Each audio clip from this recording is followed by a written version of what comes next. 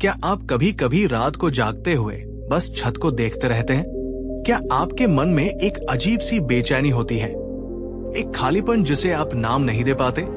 आपके पास शायद वो सब कुछ है जिसके आपने कभी सपने देखे थे, एक अच्छा परिवार, एक नौकरी, दोस्त, लेकिन फिर भी एक गहरी शांति, एक सच्ची बिना शर्त वाली खुशी। वो आपसे दूर क्यों लगती है? ऐसा लगता है जैसे आप एक खूबसूरत मेले में खड़े हैं, चारों तरफ रोशनी और संगीत है, पर आपके अंदर एक खामोशी है। आप उस खुशी को छूना चाहते हैं, पर वो हवा की तरह हाथ से फिसल जाती है। आप अकेले नहीं हैं जो ऐसा महसूस करते हैं। हम सब किसी न किसी मोड़ पर इस रास्ते से गुजरते हैं और जवाब खोजते हैं। नमस्कार दोस्तों, फिर से स्वागत नहीं अभिनंदन है आपका अपने चैनल बुद्धा ब्लेसिंग इंस्पायर में। स्वागत मेहमानों का होता है, आप हमारे साथ हैं। ये सिर्फ एक चैनल नहीं बल्कि एक यात्रा है, अपने भीतर की शांति को खोजने की, जीवन के सबसे गहरे सवालों के जवाब पाने की और तथागत बुद्ध की करुणा भरी शिक्षाओं की रोशनी में अपने मार्ग को प्रकाशित करने की। चलिए आज साथ मिलकर उस यात्रा पर एक और कदम बढ़ाते हैं। आज हम उन जंजीरों की बात करेंगे जो हमने खुद ही अपने पैरों में डाल रखी है। ये जंजीरें लोहे की नहीं बल्कि हमारी आदतों, हमारी सोच और हमारे नजरिए की है। तथागत बुद्ध ने अपने ज्ञान से हमें समझाया कि दुख बाहर से नहीं आता, दुख का जन्म हमारे भीतर ही होता है। और इसी तरह खुशी भी कोई बाहरी वस्तु नहीं जिसे पाया जा सके, वो तो हमारा स्वभाव है जिसे हमने कुछ गलतियों की धूल से ढक दिया है। आज हम उन 4 सबसे बड़ी गलतियों की परतें हटाएंगे जो हमें कभी भी उस सहज स्वाभाविक खुशी तक पहुंचने नहीं देती। हमारी सबसे पहली और शायद सबसे भारी गलती है अतीत के बोझ को अपने कंधों पर ढोते रहना। जरा कल्पना कीजिए, आप एक खूबसूरत पहाड़ी रास्ते पर चल रहे हैं। आपके चारों तरफ हरियाली है, ठंडी हवा चल रही है, फूलों की महक है, लेकिन आपकी पीठ पर एक बहुत भारी बोरा है जिसमें आपने अपने जीवन के सारे पुराने पत्थर भर रखे हैं। किसी ने आपका दिल दुखाया, वो पत्थर। आपसे कोई गलती हो गई, वो पत्थर।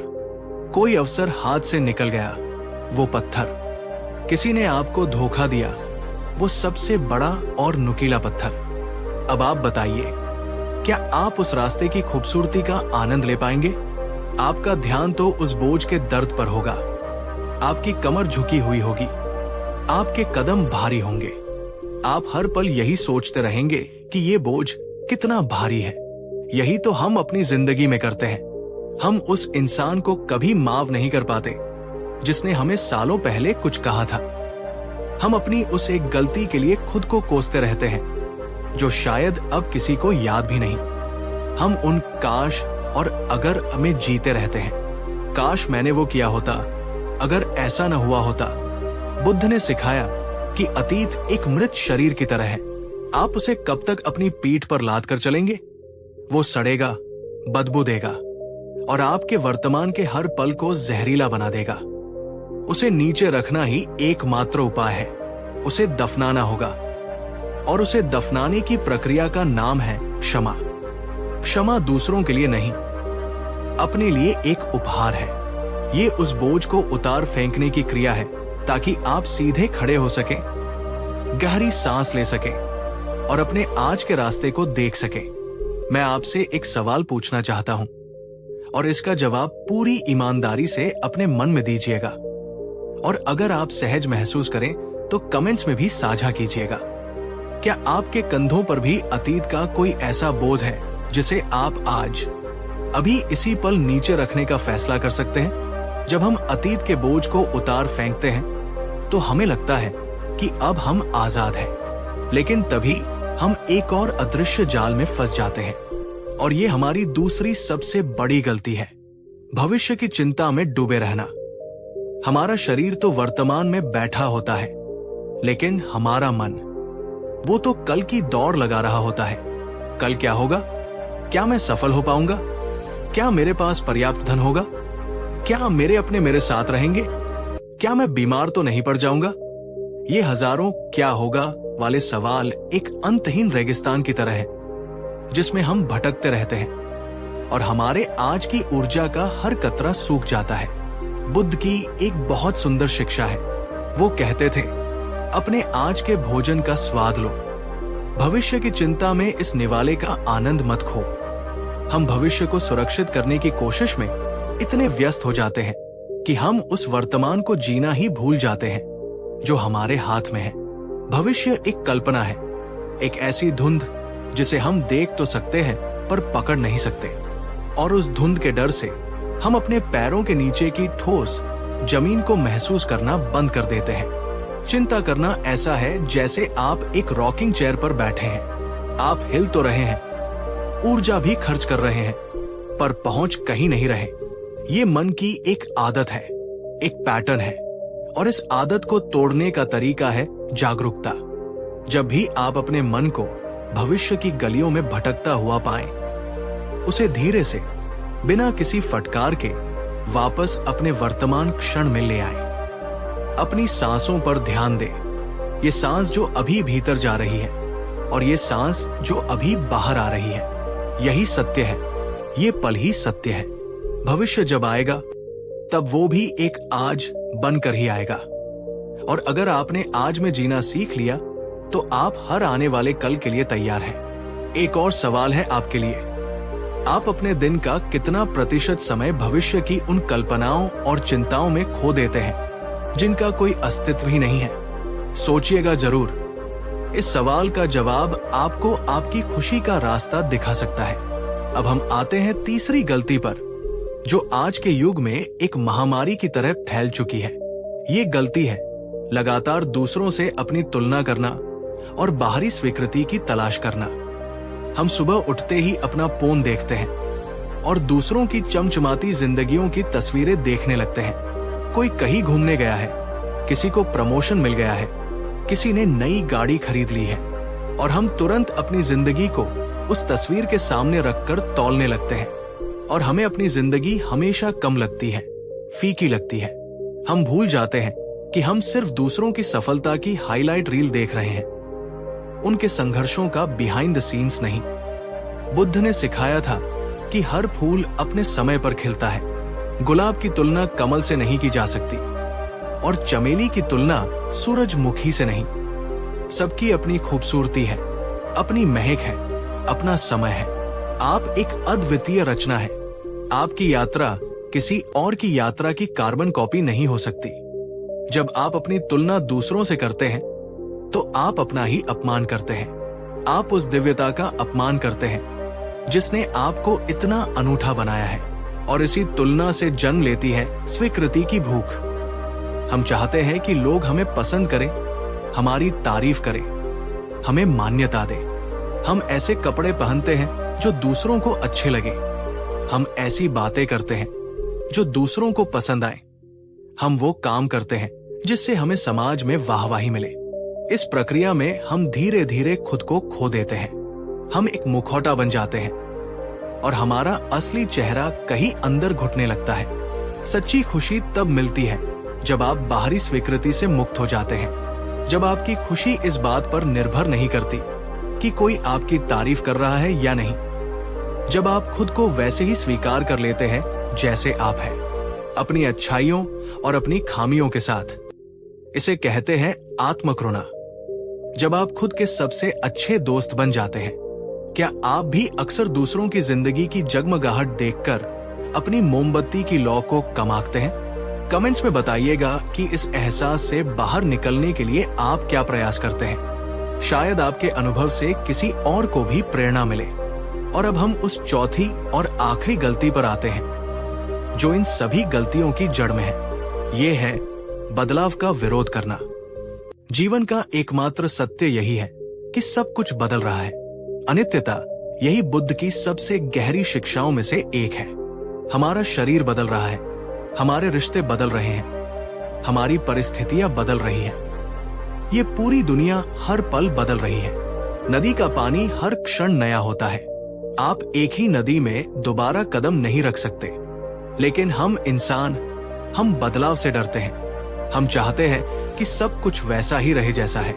हम अपनी अच्छी नौकरी को, अपने रिश्तों को, अपनी सेहत को, अपनी जवानी को पकड़ कर रखना चाहते हैं। और जब जीवन का स्वाभाविक नियम काम करता है और चीजें बदलती हैं, तो हम दुखी होते हैं, हम प्रतिरोध करते हैं, हम शिकायत करते हैं। ये ऐसा है जैसे आप नदी के बहाव के उल्टी दिशा में तैरने की कोशिश कर रहे हो। आप थक जाएंगे, आप हार जाएंगे और आपको सिवाय संघर्ष के कुछ नहीं मिलेगा। खुशी का रहस्य बदलाव को रोकने में नहीं, बल्कि उसके साथ ग्रेसफुली बहने में है। जब आप ये स्वीकार कर लेते हैं कि कुछ भी स्थायी नहीं है, तो आप हर पल को और गहराई से जीना सीखते हैं। आप अपने प्रियजनों के साथ बिताए हर लम्हे की कद्र करते हैं, क्योंकि आप जानते हैं कि ये हमेशा नहीं रहेगा। आप अपनी सफलता का आनंद लेते हैं, पर उससे चिपकते नहीं, क्योंकि आप जानते हैं कि ये भी बदलेगी। आप अपने दुख में भी एक उम्मीद देखते हैं, क्योंकि आप जानते हैं कि ये भी स्थायी नहीं है, ये भी गुजर जाएगा। स्वीकृति, यही वो जादुई चाबी है जो बदलाव के डर के ताले को खोलती है। जो है, जैसा है, उसे स्वीकार करना। इसका मतलब ये नहीं है कि आप प्रयास करना छोड़ दें। इसका मतलब है कि आप परिणाम से अपनी खुशी को न बांधें। आप अपना कर्म करें, पूरी लगन से करें, पर जो भी परिणाम आए उसे जीवन के प्रवाह का एक हिस्सा मानकर स्वीकार करें। मेरा अंतिम सवाल आपसे, जीवन में जब कुछ अनचाहा बदलता है, तो आपका पहला विचार क्या होता है? डर और प्रतिरोध का, या विश्वास और स्वीकृति का? ये 4 गलतियां, अतीत में जीना, भविष्य की चिंता करना, दूसरों से तुलना करना और बदलाव का विरोध करना, ये वो 4 दीवारें हैं जिन्हें हमने अपनी खुशी के चारों ओर खड़ा कर लिया है। बुद्ध ने हमें कोई जादू की छड़ी नहीं दी, उन्होंने हमें बस इन दीवारों को गिराने का नक्शा दिया। और ये नक्शा है जागरूकता और स्वीकृति का। आज जब आप यहां से जाएं, तो इन बातों को अपने साथ लेकर जाएं। अपने मन को देखें, जब वो अतीत में भटके उसे प्यार से वापस लाएं। जब वो भविष्य में भागे उसे अपनी सांसों से बांधे। जब वो दूसरों की तरफ देखे उसे अपनी अनूठी खूबसूरती याद दिलाएं। और जब जीवन बदले तो उसके साथ एक दोस्त की तरह चले, दुश्मन की तरह नहीं। खुशी कहीं बाहर नहीं है मेरे दोस्त, वो आपके भीतर ही है, इन आदतों की परतों के नीचे। एक शांत, निर्मल और आनंदित अवस्था में आपका इंतजार कर रही है।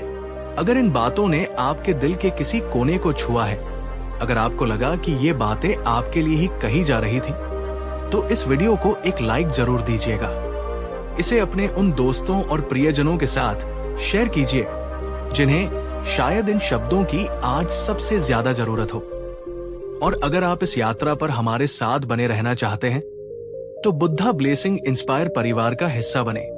चैनल को सब्सक्राइब करें और हाँ, कमेंट्स में नमो बुद्धाय लिखकर अपनी उपस्थिति जरूर दर्ज कराएं, ताकि हमें पता चले कि बुद्ध की ये ऊर्जा और शांति आप तक पहुंची है। गौतम बुद्ध का आशीर्वाद आप सब पर बना रहे।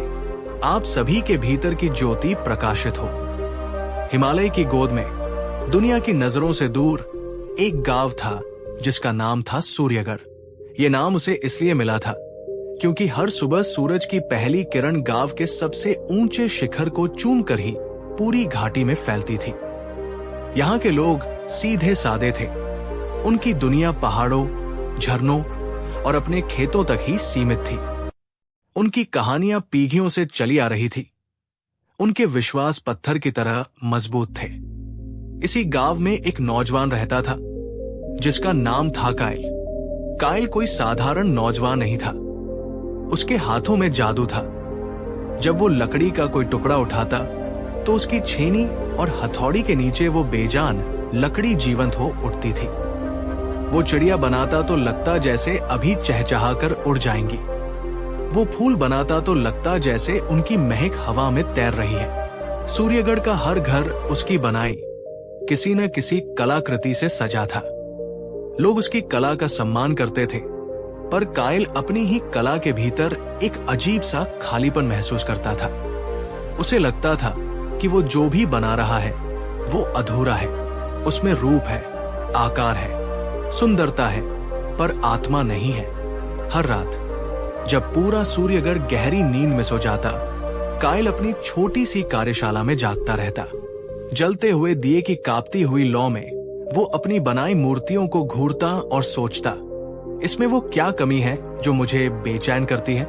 वो कौन सा रंग है जो मैं इसमें नहीं भर पा रहा हूं? उसकी बेचैनी एक गहरे समंदर की तरह थी, जिसकी सतह तो शांत दिखती थी, पर गहराइयों में एक तूफान छिपा था। ये तूफान किसी को नजर नहीं आता था, सिवाय एक इंसान के। अमारा गांव की सबसे बुजुर्ग महिला थी। उनकी झुर्रियों में सदियों की कहानियां छिपी थी और उनकी आंखों में एक अजीब सी चमक थी, जैसे वो भी देख सकती हो जो अदृश्य है। वो अक्सर कायल को दूर से देखती और बस हल्का सा मुस्कुरा देती, जैसे वो उसके भीतर के समंदर की हर लहर को जानती हो। कायल की बेचैनी तब और बढ़ गई जब उसे वो सपना आना शुरू हुआ। हर पूर्णिमा की रात उसे एक ही सपना आता। सपने में वो खुद को एक बर्फीले वीरान रास्ते पर चलता हुआ पाता। हवा इतनी तेज होती कि उसकी हड्डियों तक को कंपा देती। दूर, बहुत दूर एक पहाड़ की चोटी पर उसे एक मठ दिखाई देता, जो बादलों में ऐसे छिपा था जैसे कोई रहस्य हो। वो मठ न पत्थर का था न लकड़ी का, वो खामोशी से बना हुआ लगता था। मठ के आंगन में एक विशाल सूखा हुआ पेड़ था, जिसकी शाखाएं किसी प्यासे की तरह आसमान की ओर उठी हुई थी। उस पूरे मृत पेड़ पर सिर्फ एक पत्ता था, एक पत्ता जो सोने की तरह चमक रहा था और उससे एक दिव्य शांत रोशनी निकल रही थी। सपने में हर बार वो उस पत्ते तक पहुंचने की कोशिश करता, पर जैसे ही वो मठ के दरवाजे पर पहुंचता, उसकी नींद खुल जाती और उसका दिल जोर जोर से धड़क रहा होता। कई महीनों तक ये सिलसिला चलता रहा। अब वो सपना सिर्फ एक सपना नहीं रहा था, वो उसकी हकीकत का हिस्सा बन गया था। दिन में लकड़ी तराशते हुए उसके कानों में उस बर्फीली हवा की साय गूंजती। उसकी आंखों के सामने वो सुनहरा पत्ता चमकता। उसकी कला में अब वो बेचैनी और ज्यादा साफ झलकने लगी थी। वो जो भी बनाता उसमें एक अधूरी तलाश की झलक होती। एक दिन वो अपनी सारी हिम्मत जुटाकर गांव के मुखिया के पास गया। मुखिया एक कठोर और परंपरावादी व्यक्ति थे, जिनकी नजर में गांव की सीमाओं के बाहर की दुनिया खतरनाक और अपवित्र थी। कायल ने उन्हें अपने सपने के बारे में सब कुछ बताया, मठ, सूखा पेड़ और वो सुनहरा पत्ता। मुखिया ने जब ये सुना तो उनका चेहरा सख्त हो गया। उन्होंने गहरी आवाज में कहा, कायल, तुम जिस रास्ते पर जाने की सोच रहे हो वो श्रापित है। हमारे पुरखों ने हमें उस दिशा में देखने तक से मना किया है। वो शून्य मठ है जहां जाने वाला कभी लौटकर नहीं आता। और तुम जिस पेड़ की बात कर रहे हो वो मौन वृक्ष है। कहते हैं कि उसकी खामोशी इंसानों की आवाज छीन लेती है। और वो पत्ता, वो संजीवनी पत्र नहीं, भ्रम का जाल है, जो अपनी चमक से मुसाफिरों को मौत की तरफ खींचता है। अपने इस पागलपन को यही रोक दो और अपनी कला पर ध्यान दो। यही तुम्हारे लिए अच्छा है। मुखिया की बातें सुनकर पंचायत में बैठे दूसरे बड़े बूढ़े भी सहमति में सिर हिलाने लगे। उनके चेहरों पर डर साफ दिख रहा था। कायल का दिल बैठ गया। उसे लगा जैसे उसके सपने को हकीकत बनने से पहले ही दफना दिया गया हो।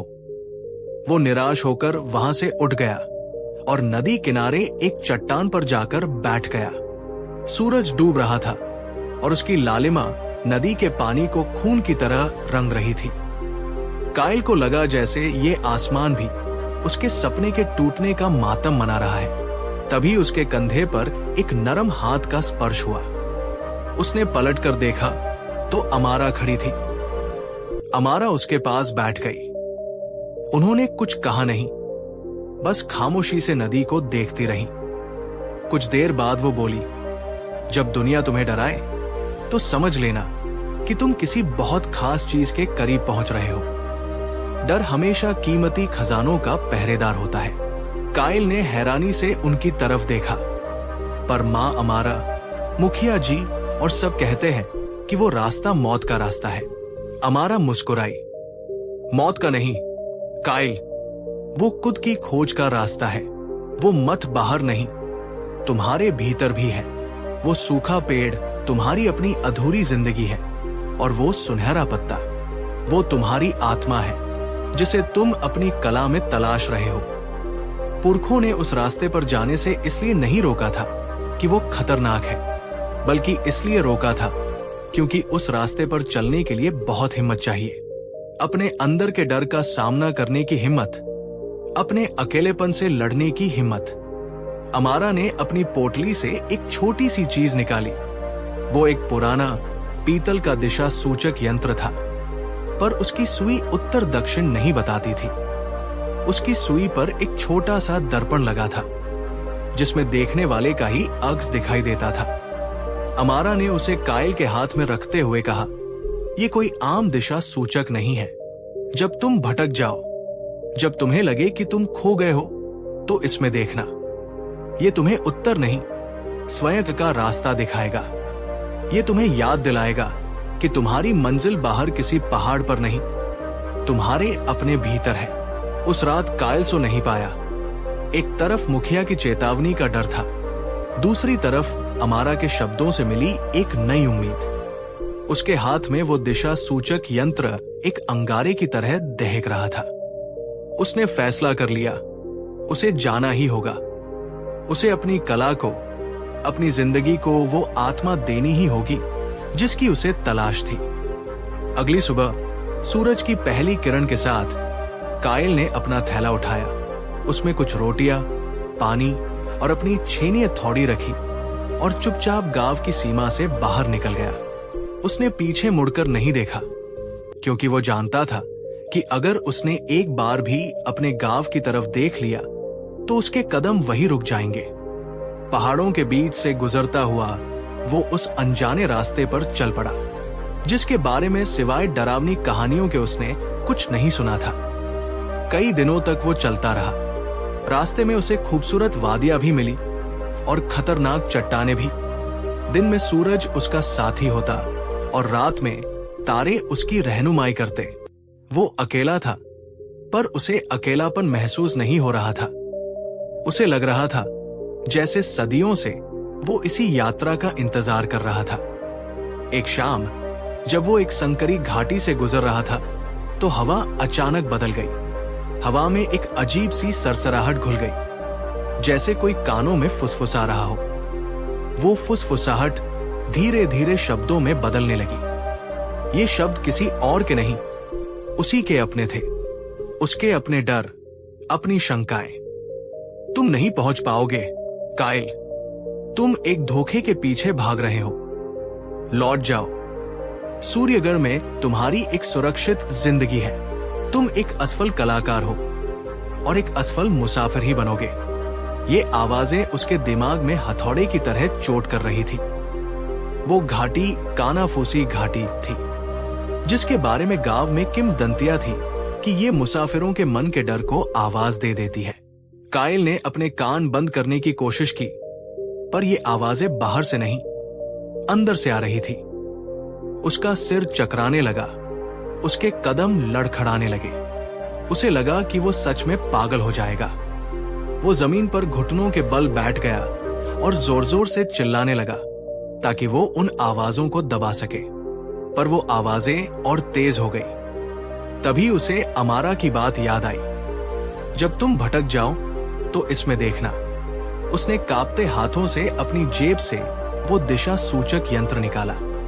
उसकी सुई पर लगे छोटे से दर्पण में उसने अपना चेहरा देखा। डरा हुआ, पसीने से भीगा, शंकाओं से भरा हुआ चेहरा। वो अपने अक्स को देखता रहा और देखते देखते उसे महसूस हुआ कि जो आवाजें उसे सुनाई दे रही हैं, वो इस चेहरे के पीछे छिपे डर की ही तो है। ये घाटी नहीं, वो खुद है जो खुद से बात कर रहा है। जैसे ही उसे ये एहसास हुआ, एक अजीब सी शांति उसके भीतर उतरने लगी। उसने गहरी सांस ली और उन आवाजों से कहा, तुम हो, मैं जानता हूं, तुम मेरा ही हिस्सा हो, पर अब तुम मुझे रोक नहीं सकते। ये कहते ही जैसे कोई जादू हुआ हो, वो फुसफुसाहटें कम होने लगी। हवा फिर से साफ हो गई। काइल खड़ा हुआ। उसके पैर अब लड़खड़ा नहीं रहे थे।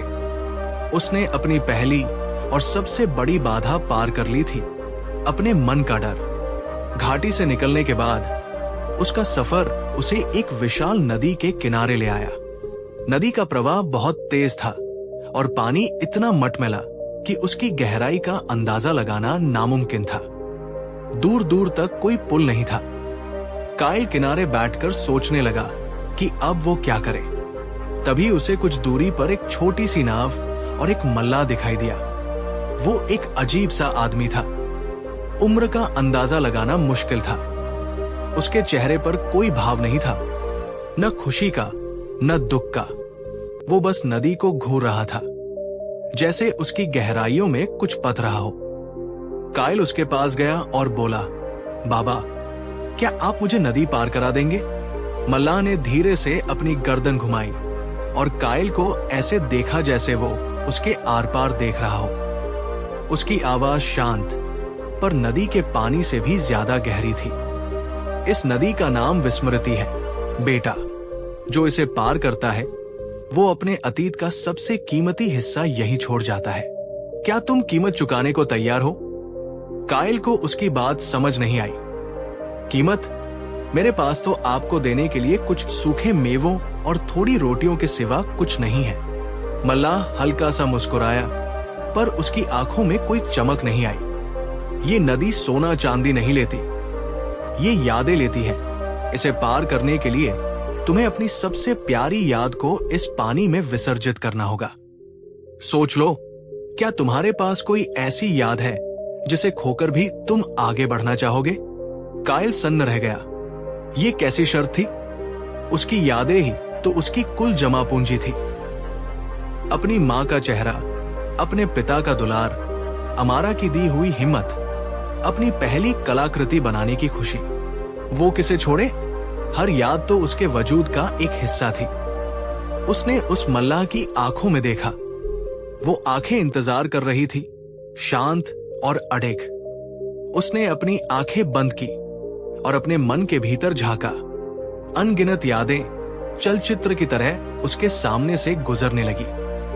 उसे फैसला करना था, एक ऐसा फैसला जो शायद उसके आगे के पूरे सफर को, या शायद उसे ही हमेशा के लिए बदल कर रख देता। हवा रुक गई थी। नदी का शोर भी जैसे थम गया था। पूरी कायनात जैसे उसके एक फैसले का इंतजार कर रही थी।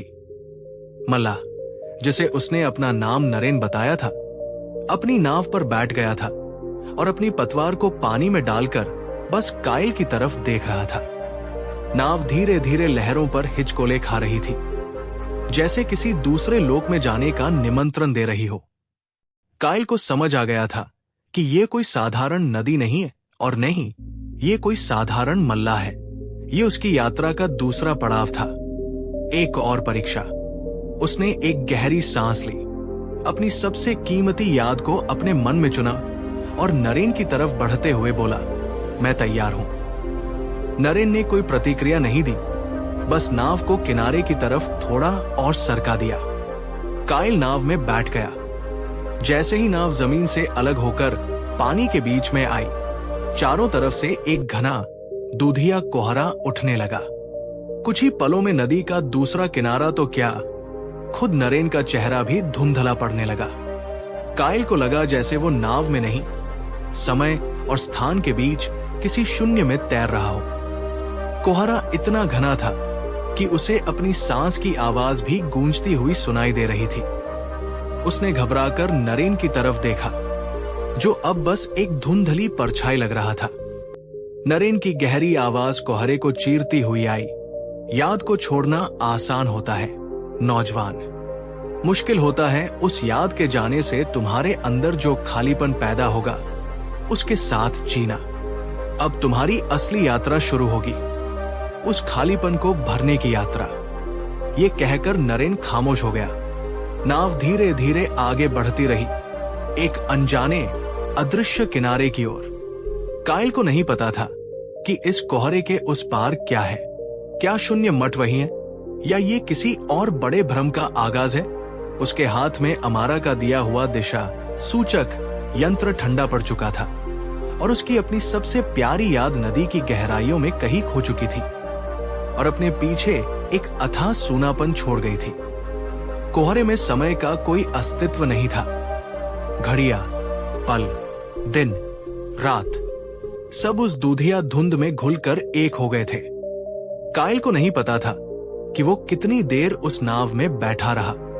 उसे बस अपने भीतर एक विशाल शून्य का एहसास हो रहा था, एक ऐसा खालीपन जो किसी प्रियजन के चले जाने से भी ज्यादा गहरा था। उसने अपनी सबसे प्यारी याद को नदी में विसर्जित कर दिया था और अब उसे ये भी याद नहीं आ रहा था कि वो याद थी क्या। उसे बस एक कमी महसूस हो रही थी, जैसे शरीर का कोई अंग काट दिया गया हो और अब वहां बस एक फैंटम दर्द रह गया हो, एक ऐसी खुजली जिसे खुजलाया नहीं जा सकता। वो उस याद को याद करने की कोशिश कर रहा था जिसे वो भूल चुका था, और ये कोशिश ही अपने आप में एक यातना थी। नरेन खामोश था। उसकी पतवार इतनी शांति से पानी को काट रही थी कि कोई आवाज नहीं हो रही थी। वो नाव नहीं चला रहा था। ऐसा लग रहा था जैसे वो कोहरे को ही अपनी इच्छा से पीछे धकेल रहा हो। अचानक नाव एक हल्के से झटके के साथ रुक गई। कोहरा अब भी उतना ही घना था, पर कायल को अपने पैरों के नीचे रेत का स्पर्श महसूस हुआ। वो पहुंच चुके थे। नरेन की गहरी आवाज ने खामोशी को तोड़ा। किनारा आ गया मुसाफिर। कायल ने नाव से उतरकर उस अजीब सी जमीन पर पैर रखा। ये रेत नहीं थी, ये राख जैसी महीन, ठंडी और भूरे रंग की धूल थी, जो पैरों के नीचे दब तो रही थी पर कोई निशान नहीं छोड़ रही थी। जैसे ही वो पीछे हटता, उसके पैरों के निशान गायब हो जाते, जैसे वो वहां कभी था ही नहीं। ये कौन सी जगह है? कायल ने कोहरे में झांकते हुए पूछा। ये प्रतिध्वनि का तट है, नरेन ने जवाब दिया। यहां हर चीज अपनी परछाई है। यहां सूरज नहीं उगता, बस एक फीकी सी रोशनी रहती है। यहां हवा नहीं चलती, बस एक खामोशी गूंजती है। तुमने विस्मृति नदी में अपनी याद छोड़ी और उसके बदले में नदी ने तुम्हें यहां उतारा है। ये तट तुम्हारे अंदर के खालीपन का ही बाहरी रूप है। कायल को नरेन की बातें समझ में आ रही थी। उसे अपने चारों ओर वही सूनापन महसूस हो रहा था जो उसके भीतर था। उसने मुड़कर नरेन को धन्यवाद देना चाहा, पर नाव और नरेन दोनों ही कोहरे में विलीन हो चुके थे, जैसे वो कभी थे ही नहीं। अब वो सच में अकेला था, एक ऐसी दुनिया में अकेला जहां उसकी अपनी परछाई भी नहीं बन रही थी। उसने आगे बढ़ना शुरू किया। ये एक अंतहीन भूरा मैदान था। दूर दूर तक न कोई पेड़, न कोई पहाड़, न कोई जीवन का संकेत। आसमान भी एक समान, बिना बादलों वाला भूरा कैनवास था। चलना मुश्किल था, इसलिए नहीं कि रास्ता कठिन था, बल्कि इसलिए कि चलने का कोई उद्देश्य नजर नहीं आ रहा था। हर दिशा एक जैसी थी, हर कदम उसे कहीं नहीं ले जा रहा था। उसे लगा कि वो बस एक ही जगह पर चक्कर काट रहा है। तभी उसे अमारा का दिया हुआ दिशा सूचक यंत्र याद आया। उसने उसे अपनी जेब से निकाला। पीतल की डिबिया अब भी वैसी ही थी, पर उसके अंदर का दर्पण वो अब खाली था। उसमें उसका अक्स नहीं दिख रहा था, वो बस एक धुंधला खाली शीशा था। कायल का दिल तभी उसे कुछ दूरी पर एक छोटी सी नारे पर उसे भरोसा दिखाई दिया। उसने भी काम का अजीब सा बंद कर दिया था। उम्र ने अंदाजा लगाना मुश्किल से स्वयं का उसके चेहरे पर कोई भाव नहीं था। क्या इसका मतलब ये था कि अपनी सबसे प्यारी याद खो बस नदी को घूम रहा था, स्वयं अभी जैसे उसकी गहराइयों में कुछ पथ रहा हो। कायल उसके पास गया और बोला, बाबा, क्या आप मुझे नदी पार करा देंगे? मल्लाह ने धीरे से अपनी गर्दन घुमाई और कायल को ऐसे देखा जैसे वो उसके आर पार देख रहा हो। उसकी आवाज शांत, पर नदी के पानी से भी ज्यादा गहरी थी। इस नदी का नाम विस्मृति है। बेटा, जो इसे पार करता है वो अपने अतीत का सबसे कीमती हिस्सा यही छोड़ जाता है। क्या तुम कीमत चुकाने को तैयार हो? कायल को उसकी बात समझ नहीं आई। कीमत? मेरे पास तो आपको देने के लिए कुछ सूखे मेवों और थोड़ी रोटियों के सिवा कुछ नहीं है। मल्लाह हल्का सा मुस्कुराया, पर उसकी आंखों में कोई चमक नहीं आई। ये नदी सोना चांदी नहीं लेती, ये यादें लेती है। इसे पार करने के लिए तुम्हें अपनी सबसे प्यारी याद को इस पानी में विसर्जित करना होगा। सोच लो, क्या तुम्हारे पास कोई ऐसी याद है जिसे खोकर भी तुम आगे बढ़ना चाहोगे? कायल सन्न रह गया। ये कैसी शर्त थी? उसकी यादें ही तो उसकी कुल जमा पूंजी थी। अपनी मां का चेहरा, अपने पिता का दुलार, अमारा की दी हुई हिम्मत, अपनी पहली कलाकृति बनाने की खुशी, वो किसे छोड़े? हर याद तो उसके वजूद का एक हिस्सा थी। उसने उस मल्लाह की आंखों में देखा। वो आंखें इंतजार कर रही थी, शांत और अडिग। उसने अपनी आंखें बंद की और अपने मन के भीतर झांका। अनगिनत यादें चलचित्र की तरह उसके सामने से गुजरने लगी। उसे फैसला करना था, एक ऐसा फैसला जो शायद उसके आगे के पूरे सफर को, या शायद उसे ही हमेशा के लिए बदल कर रख देता। हवा रुक गई थी। नदी का शोर भी जैसे थम गया था। पूरी कायनात जैसे उसके एक फैसले का इंतजार कर रही थी। मल्लाह, जिसे उसने अपना नाम नरेन बताया था, अपनी नाव पर बैठ गया था और अपनी पतवार को पानी में डालकर बस कायल की तरफ देख रहा था। नाव धीरे धीरे लहरों पर हिचकोले खा रही थी, जैसे किसी दूसरे लोक में जाने का निमंत्रण दे रही हो। कायल को समझ आ गया था कि ये कोई साधारण नदी नहीं है, और नहीं, ये कोई साधारण मल्लाह है। ये उसकी यात्रा का दूसरा पड़ाव था, एक और परीक्षा। उसने एक गहरी सांस ली, अपनी सबसे कीमती याद को अपने मन में चुना और नरेन की तरफ बढ़ते हुए बोला, मैं तैयार हूं। नरेन ने कोई प्रतिक्रिया नहीं दी, बस नाव को किनारे की तरफ थोड़ा और सरका दिया। कायल नाव में बैठ गया। जैसे ही नाव जमीन से अलग होकर पानी के बीच में आई, चारों तरफ से एक घना दूधिया कोहरा उठने लगा। कुछ ही पलों में नदी का दूसरा किनारा तो क्या, खुद नरेन का चेहरा भी धुंधला पड़ने लगा। कायल को लगा जैसे वो नाव में नहीं, समय और स्थान के बीच किसी शून्य में तैर रहा हो। कोहरा इतना घना था कि उसे अपनी सांस की आवाज भी गूंजती हुई सुनाई दे रही थी। उसने घबराकर नरेन की तरफ देखा, जो अब बस एक धुंधली परछाई लग रहा था। नरेन की गहरी आवाज कोहरे को चीरती हुई आई, याद को छोड़ना आसान होता है नौजवान, मुश्किल होता है उस याद के जाने से तुम्हारे अंदर जो खालीपन पैदा होगा उसके साथ जीना। अब तुम्हारी असली यात्रा शुरू होगी, उस खालीपन को भरने की यात्रा। ये कहकर नरेन खामोश हो गया।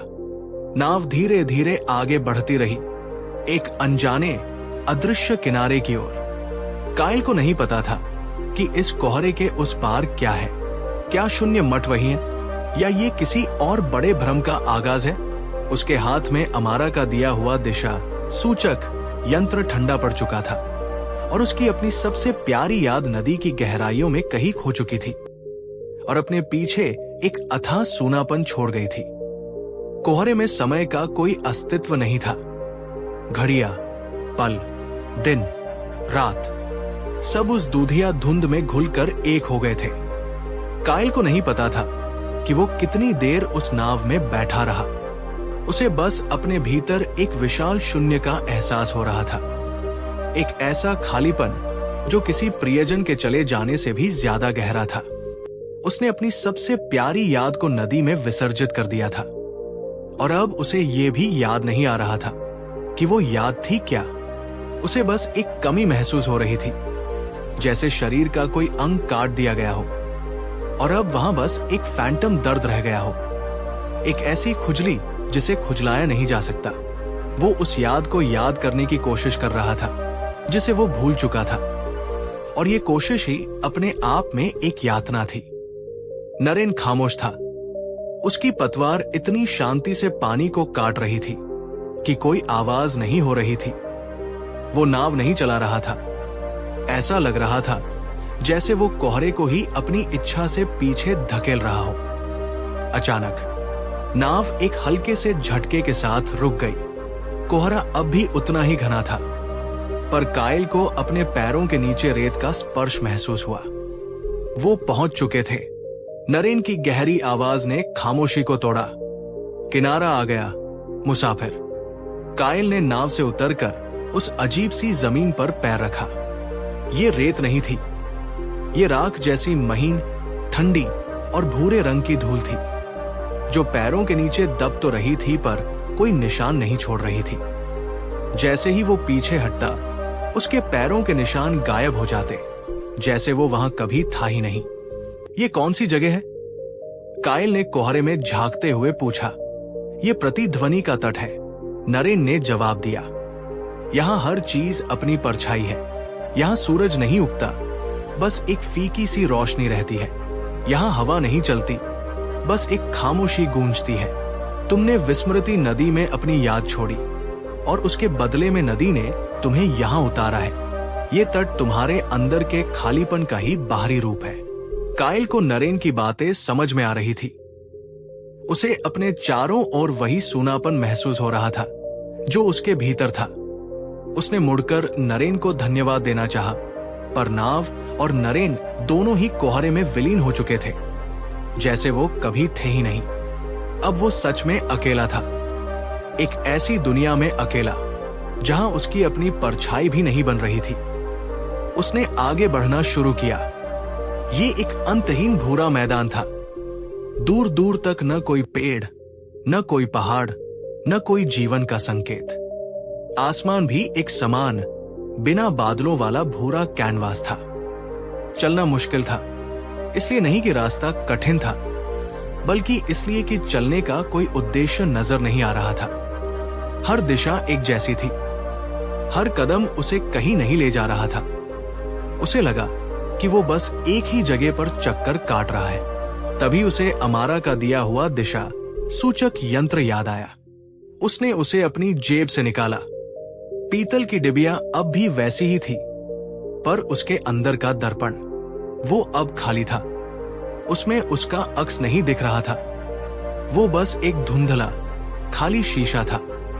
कायल का दिल डूब गया। जिस एक सहारे पर उसे भरोसा था, उसने भी काम करना बंद कर दिया था। अमारा ने कहा था कि ये उसे स्वयं का रास्ता दिखाएगा। क्या इसका मतलब यह था कि अपनी सबसे प्यारी याद खोकर उसने अपना स्वयं तभी खो दिया था? घंटे बीतते गए, या शायद दिन। उसे भूख प्यास का एहसास नहीं हो रहा था। उसका शरीर जैसे सुन्न हो गया था। चलते चलते उसके मन में सूर्यगढ़ की धुंधली सी छवि उभरी। उसे अपने घर की, अपनी कार्यशाला की एक झलक दिखी। उसने अपनी छेनी और हथौड़ी को महसूस करने की कोशिश की, लकड़ी की उस महक को याद करने की कोशिश की जो उसकी जिंदगी थी। पर सब कुछ बहुत दूर का लग रहा था, जैसे किसी और की कहानी हो। उसे याद आया कि वो एक कलाकार है, पर उसे ये याद नहीं आ रहा था कि वो कला क्यों रचता था। प्रेरणा का वो स्रोत, वो पहली चिंगारी जो किसी कलाकृति को जन्म देती है, वो बुझ चुकी थी। विस्मृति नदी उसकी याद के साथ साथ उसकी प्रेरणा को भी बहा ले गई थी। निराशा और थकान से चूर होकर वो उसी भूरी धूल पर बैठ गया। उसने अपना थैला खोला और अपनी छेनी निकाली। उसकी उंगलियों ने ठंडे धातु को छुआ, एक जानी पहचानी छुअन। उसने पास पड़े एक पत्थर जैसे दिखने वाले टुकड़े को उठाया। वो लकड़ी नहीं थी, पर लकड़ी जैसा ही कुछ था, हल्का और खोखला। उसने उस पर अपनी छेनी रखी, पर उसका हाथ जम गया। वो क्या बनाए? एक फूल? उसे फूल की सुंदरता का एहसास नहीं हो रहा था। एक पक्षी? उसे उसकी आजादी की कोई कल्पना नहीं सूझ रही थी। उसका मन और उसकी आत्मा एक कोरे कागज की तरह सपाट थे। पहली बार कायल को अपनी कला से डर लगा। उसे लगा कि उसने सिर्फ अपनी याद नहीं, बल्कि अपना हुनर भी खो दिया है। वो वहीं बैठा रहा, बेजान और हताश। उसे लगा कि मुखिया सही थे। ये रास्ता मौत का ही था, शारीरिक नहीं बल्कि आत्मिक मौत का। यहीं इस बेनाम जगह पर वो धीरे धीरे धूल में मिल जाएगा और उसका कोई निशान भी बाकी नहीं रहेगा। उसने आंखें बंद कर ली और खुद को उस नियति के हवाले करने ही वाला था कि तभी उसे एक बहुत ही क्षीण, लगभग अनसुनी सी आवाज सुनाई दी। ये किसी संगीत की तरह थी, पर उसमें कोई सुर या ताल नहीं था। ये बस एक कंपन थी, एक गूंज जो उस खामोशी को भेद रही थी। वो आवाज किसी एक दिशा से नहीं बल्कि हर तरफ से आ रही थी, जैसे ये जमीन खुद गा रही हो। कायल खड़ा हुआ और उस कंपन की दिशा में चलने लगा। जैसे जैसे वो आगे बढ़ता, वो कंपन और स्पष्ट होती गई।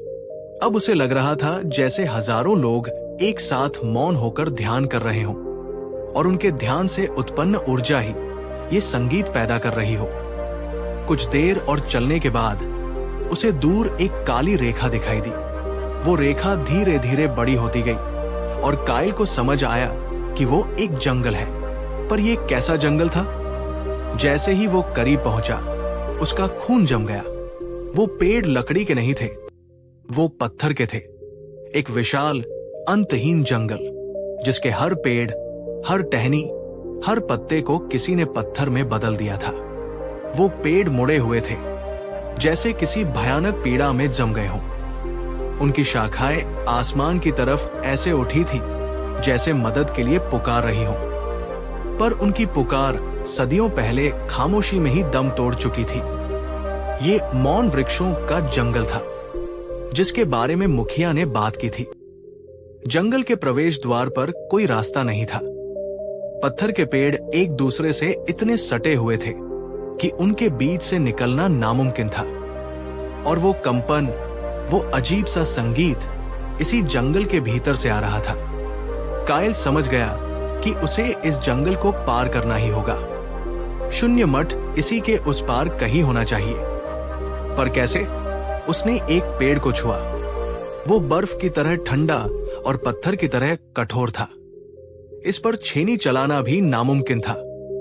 उसने जंगल के किनारे किनारे चलना शुरू किया, ये सोचते हुए कि शायद कहीं कोई रास्ता मिल जाए। वो मीलों तक चलता रहा, पर जंगल की वो पत्थर की दीवार अंतहीन थी। वो थककर फिर से बैठ गया, उस पत्थर के जंगल को देखते हुए। उसे लगा कि ये जंगल भी उसी की तरह है, बाहर से कठोर पर अंदर से एक मौन पीड़ा से भरा हुआ। तभी उसकी नजर एक चीज पर पड़ी। एक पत्थर का पेड़ दूसरों से थोड़ा अलग था। उसकी जड़ के पास एक छोटा सा खोखला स्थान था, जैसे कोई घाव हो। कायल उसके पास गया और उस खोखले स्थान में झांका। अंदर घना अंधेरा था। उसने अपनी उंगलियां अंदर डाली।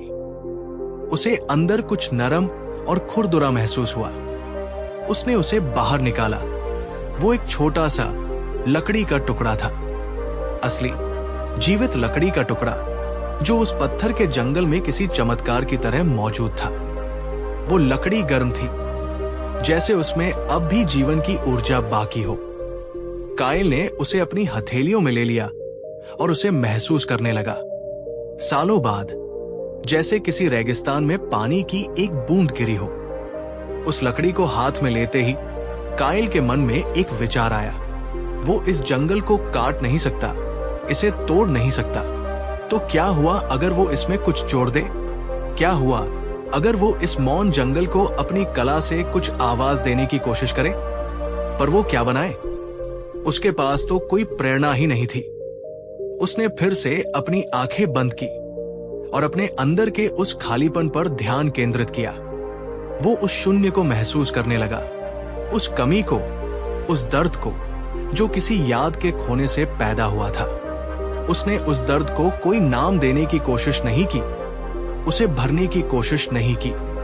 उसने बस उसे स्वीकार किया, उसे वैसे ही देखा जैसा वो था, एक गहरा, अंधेरा, खामोश शून्य। और उसी पल उसे समझ आया कि उसे क्या बनाना है। उसके हाथ अपने आप चलने लगे। उसने अपनी छेनी उठाई और उस छोटे से लकड़ी के टुकड़े पर काम करना शुरू कर दिया। वो कोई फूल, पक्षी या इंसान नहीं बना रहा था। वो उस लकड़ी पर अपने अंदर के खालीपन को उकेर रहा था। उसकी छेनी का हर वार उस दर्द की एक प्रतिध्वनि थी। उसने उस पर कोई आकार नहीं दिया, उसने उस पर बेआकारी को ही आकार दे दिया। उसने उस पर उस खामोशी को तराशा जो उसके भीतर और बाहर गूंज रही थी। वो भूल गया कि वो कौन है, कहाँ है। बस वो, उसकी छेनी और वो लकड़ी का टुकड़ा रह गए। ये कला नहीं थी, ये एक प्रार्थना थी, एक मौन प्रार्थना जो एक मौन जंगल को अर्पित की जा रही थी। जब उसने अपनी छेनी नीचे रखी तो उसके हाथ में एक अजीब सी आकृति थी। वो सुंदर नहीं थी, पर उसमें एक अजीब सी गहराई थी। उसे देखकर शांति नहीं मिलती थी, पर उसे देखकर एक अपनेपन का एहसास होता था। वो उसके अपने शून्य का प्रतिबिंब था। उसने उस तराशी हुई लकड़ी को उठाया और बहुत आदर के साथ उस पत्थर के पेड़ के उसी खोखले घाव में वापस रख दिया। जैसे ही उस लकड़ी ने पत्थर को छुआ, एक अविश्वसनीय घटना घटी। वो कंपन जो जंगल के भीतर से आ रही थी, अचानक हजारों गुना तेज हो गई। पूरी जमीन कांपने लगी। काइल ने देखा कि जिस पेड़ को उसने छुआ था, उसका पत्थर का रंग धीरे धीरे बदलने लगा। उसमें से भूरा रंग उतर रहा था और उसकी जगह लकड़ी का असली गहरा भूरा रंग उभर रहा था। पत्थर की कठोरता पिघल रही थी और उसमें जीवन की कोमलता लौट रही थी। एक धीमी सी सरसराहट के साथ उस पेड़ की एक टहनी पर एक नई हरी पत्ती फूट पड़ी और फिर वो जादू पूरे जंगल में फैलने लगा। एक पेड़ से दूसरे पेड़ तक जैसे कोई जीवन की लहर दौड़ गई हो। पत्थर के पेड़ एक एक करके फिर से जीवित होने लगे। उनकी मुड़ी हुई दर्द भरी शाखाएं सीधी होने लगी। पूरा जंगल जो सदियों से खामोश और मृत था, अब धीरे धीरे जाग रहा था। हवा जो अब तक रुकी हुई थी, अब उन नई पत्तियों के बीच से गुजरकर एक मीठा संगीत पैदा कर रही थी। वो मौन जंगल अब फुसफुसा रहा था, गा रहा था। काइल हैरान होकर ये सब देख रहा था। उसने अपने खालीपन से एक चीज रची और उस एक चीज ने पूरे जंगल के खालीपन को भर दिया। उसने सीखा कि शून्य का सामना करने का तरीका उसे भरने की कोशिश करना नहीं, बल्कि उसे स्वीकार करना और उसे ही एक अभिव्यक्ति देना है। तभी उसके सामने के पेड़, जो अब पूरी तरह से जीवित हो चुके थे, धीरे धीरे एक तरफ हटने लगे। उनके बीच में से एक रास्ता बनने लगा, एक सुंदर नरम घास वाला रास्ता जो जंगल के गहरे रहस्यमयी हृदय की ओर जा रहा था। ये जंगल का निमंत्रण था, एक इनाम था। काइल ने उस नए रास्ते पर अपना पहला कदम रखा। अब हवा में नमी थी, फूलों की हल्की सी महक थी और पक्षियों के चहचहाने की दूर से आती आवाज थी। उसने अपने हाथ में रखे दिशा सूचक यंत्र को देखा। उसके दर्पण में अब भी उसका चेहरा नहीं था, पर अब वो खाली भी नहीं था। उस दर्पण में अब उस पूरे जीवित जंगल का अक्स दिखाई दे रहा था। अमारा सही थी, ये यंत्र उसे स्वयं का रास्ता दिखा रहा था और उसका स्वयं अब सिर्फ काइल नहीं था, वो ये पूरा जंगल भी था। वो उस रास्ते पर आगे बढ़ता गया। जंगल अब घना होता जा रहा था, पर डरावना नहीं, बल्कि रहस्यमयी और शांत लग रहा था। कुछ दूर चलने के बाद वो एक खुली जगह पर पहुंचा। उस जगह के बीचों बीच एक छोटा सा शांत सरोवर था, जिसका पानी शीशे की तरह साफ था। और सरोवर के उस पार एक पहाड़ी की ढलान पर उसे वो दिखा, बादलों और धुंध के बीच शांत और अड़िग खड़ा हुआ वो मठ, शून्य मठ, ठीक वैसा ही जैसा उसने अपने सपनों में देखा था। उसकी दीवारें खामोशी से बनी हुई लग रही थी और उसकी छत आसमान में विलीन होती हुई महसूस हो रही थी। वो अपनी मंजिल के बहुत करीब था, पर जैसे ही उसने मठ की ओर कदम बढ़ाने के लिए सरोवर के किनारे को पार करना चाहा, पानी में एक हलचल हुई। सरोवर के केंद्र से एक बुलबुला उठा, फिर दूसरा, फिर तीसरा। पानी में लहरें उठने लगी और सरोवर के बीच से धीरे धीरे एक आकृति ऊपर आने लगी। वो कोई इंसान या जानवर नहीं था, वो एक परछाई थी, एक अंधेरे की बनी हुई परछाई जिसकी कोई निश्चित रूपरेखा नहीं थी। पर उस परछाई के बीचों बीच दो दहकती हुई लाल आंखें थी जो सीधे कायल के दिल में झांक रही थी। वो परछाई, वो आकृति सरोवर के पानी पर ऐसे खड़ी थी जैसे वो ठोस जमीन हो, और उसकी फुसफुसाती हुई सर्द आवाज पूरे वातावरण में फैल गई। इतनी जल्दी क्या है मुसाफिर? मत का द्वार तभी खुलता है जब मुसाफिर अपने सबसे बड़े सच का सामना कर ले। और मैं तुम्हारा वही सच हूं जिसे तुमने सबसे पीछे छोड़ दिया है। कायल वही जम गया। उसे नहीं पता था कि ये कौन है, पर उसकी लाल आंखों में देखकर उसे एक जाना पहचाना सा डर महसूस हो रहा था। ये डर कानाफूसी घाटी के डर से भी ज्यादा गहरा था। ये डर उसके अस्तित्व की जड़ों को हिला रहा था। सरोवर पर खड़ी उस निराकार परछाई की लाल आंखें किसी अंगारे की तरह दहक रही थी। वे कायल को घूर नहीं रही थी, वे उसके भीतर उतर रही थी, उसकी आत्मा के उन कोनों को खंगाल रही थी जहां उसने खुद कभी झांकने की हिम्मत नहीं की थी। हवा थम गई थी, जंगल की सारी आवाजें खामोश हो गई थी, जैसे पूरा ब्रह्मांड सांस रोके उस दृश्य को देख रहा हो। कायल का शरीर सुन्न था, पर उसका मन एक बवंडर की चपेट में था। ये कौन था? ये क्या था? मैं तुम्हारा वही सच हूं जिसे तुमने सबसे पीछे छोड़ दिया है। ये शब्द उसके कानों में नहीं, सीधे उसकी चेतना में गूंज रहे थे। मैं तुम्हें नहीं जानता, कायल ने बमुश्किल अपनी आवाज को ढूंढते हुए कहा। उसकी आवाज कांप रही थी। परछाई हंसी, और उसकी हंसी किसी टूटते हुए शीशे की तरह चुभने वाली थी। तुम मुझे जानते हो कायल, तुम मुझे हर पल महसूस करते हो। मैं वो खालीपन हूं जिसे तुम अपनी कला से भरने की कोशिश करते रहे। मैं वो बेचैनी हूं जो तुम्हें रातों को सोने नहीं देती थी। मैं वो अधूरापन हूं जो तुम्हारी हर तुशी में एक कांटे की तरह चुभता था। मैं तुम्हारी परछाई नहीं, मैं वो अंधेरा हूं जिससे परछाइयां जन्म लेती है। कायल के रोंगटे खड़े हो गए। उसे लगा जैसे उसकी सबसे गहरी अनकही भावना को किसी ने शरीर दे दिया हो। वो हमेशा से इस खालीपन को महसूस करता आया था, पर उसने इसे हमेशा एक बाहरी कमी माना था, अपनी कला में कमी, अपनी जिंदगी में कमी। उसने कभी नहीं सोचा था कि यह खालीपन अपने आप में एक जीवित, सचेत इकाई हो सकता है। तुम क्या चाहते हो? कायल ने पूछा, अपनी हिम्मत को समेटते हुए। मैं कुछ नहीं चाहता, परछाई ने जवाब दिया। चाहते तो तुम हो। तुम शून्य मट तक पहुंचना चाहते हो। तुम उस सुनहरे पत्ते को छूना चाहते हो, ये सोचकर कि वो तुम्हारे इस खालीपन को भर देगा। पर तुम एक बहुत बड़ी गलती कर रहे हो कायल।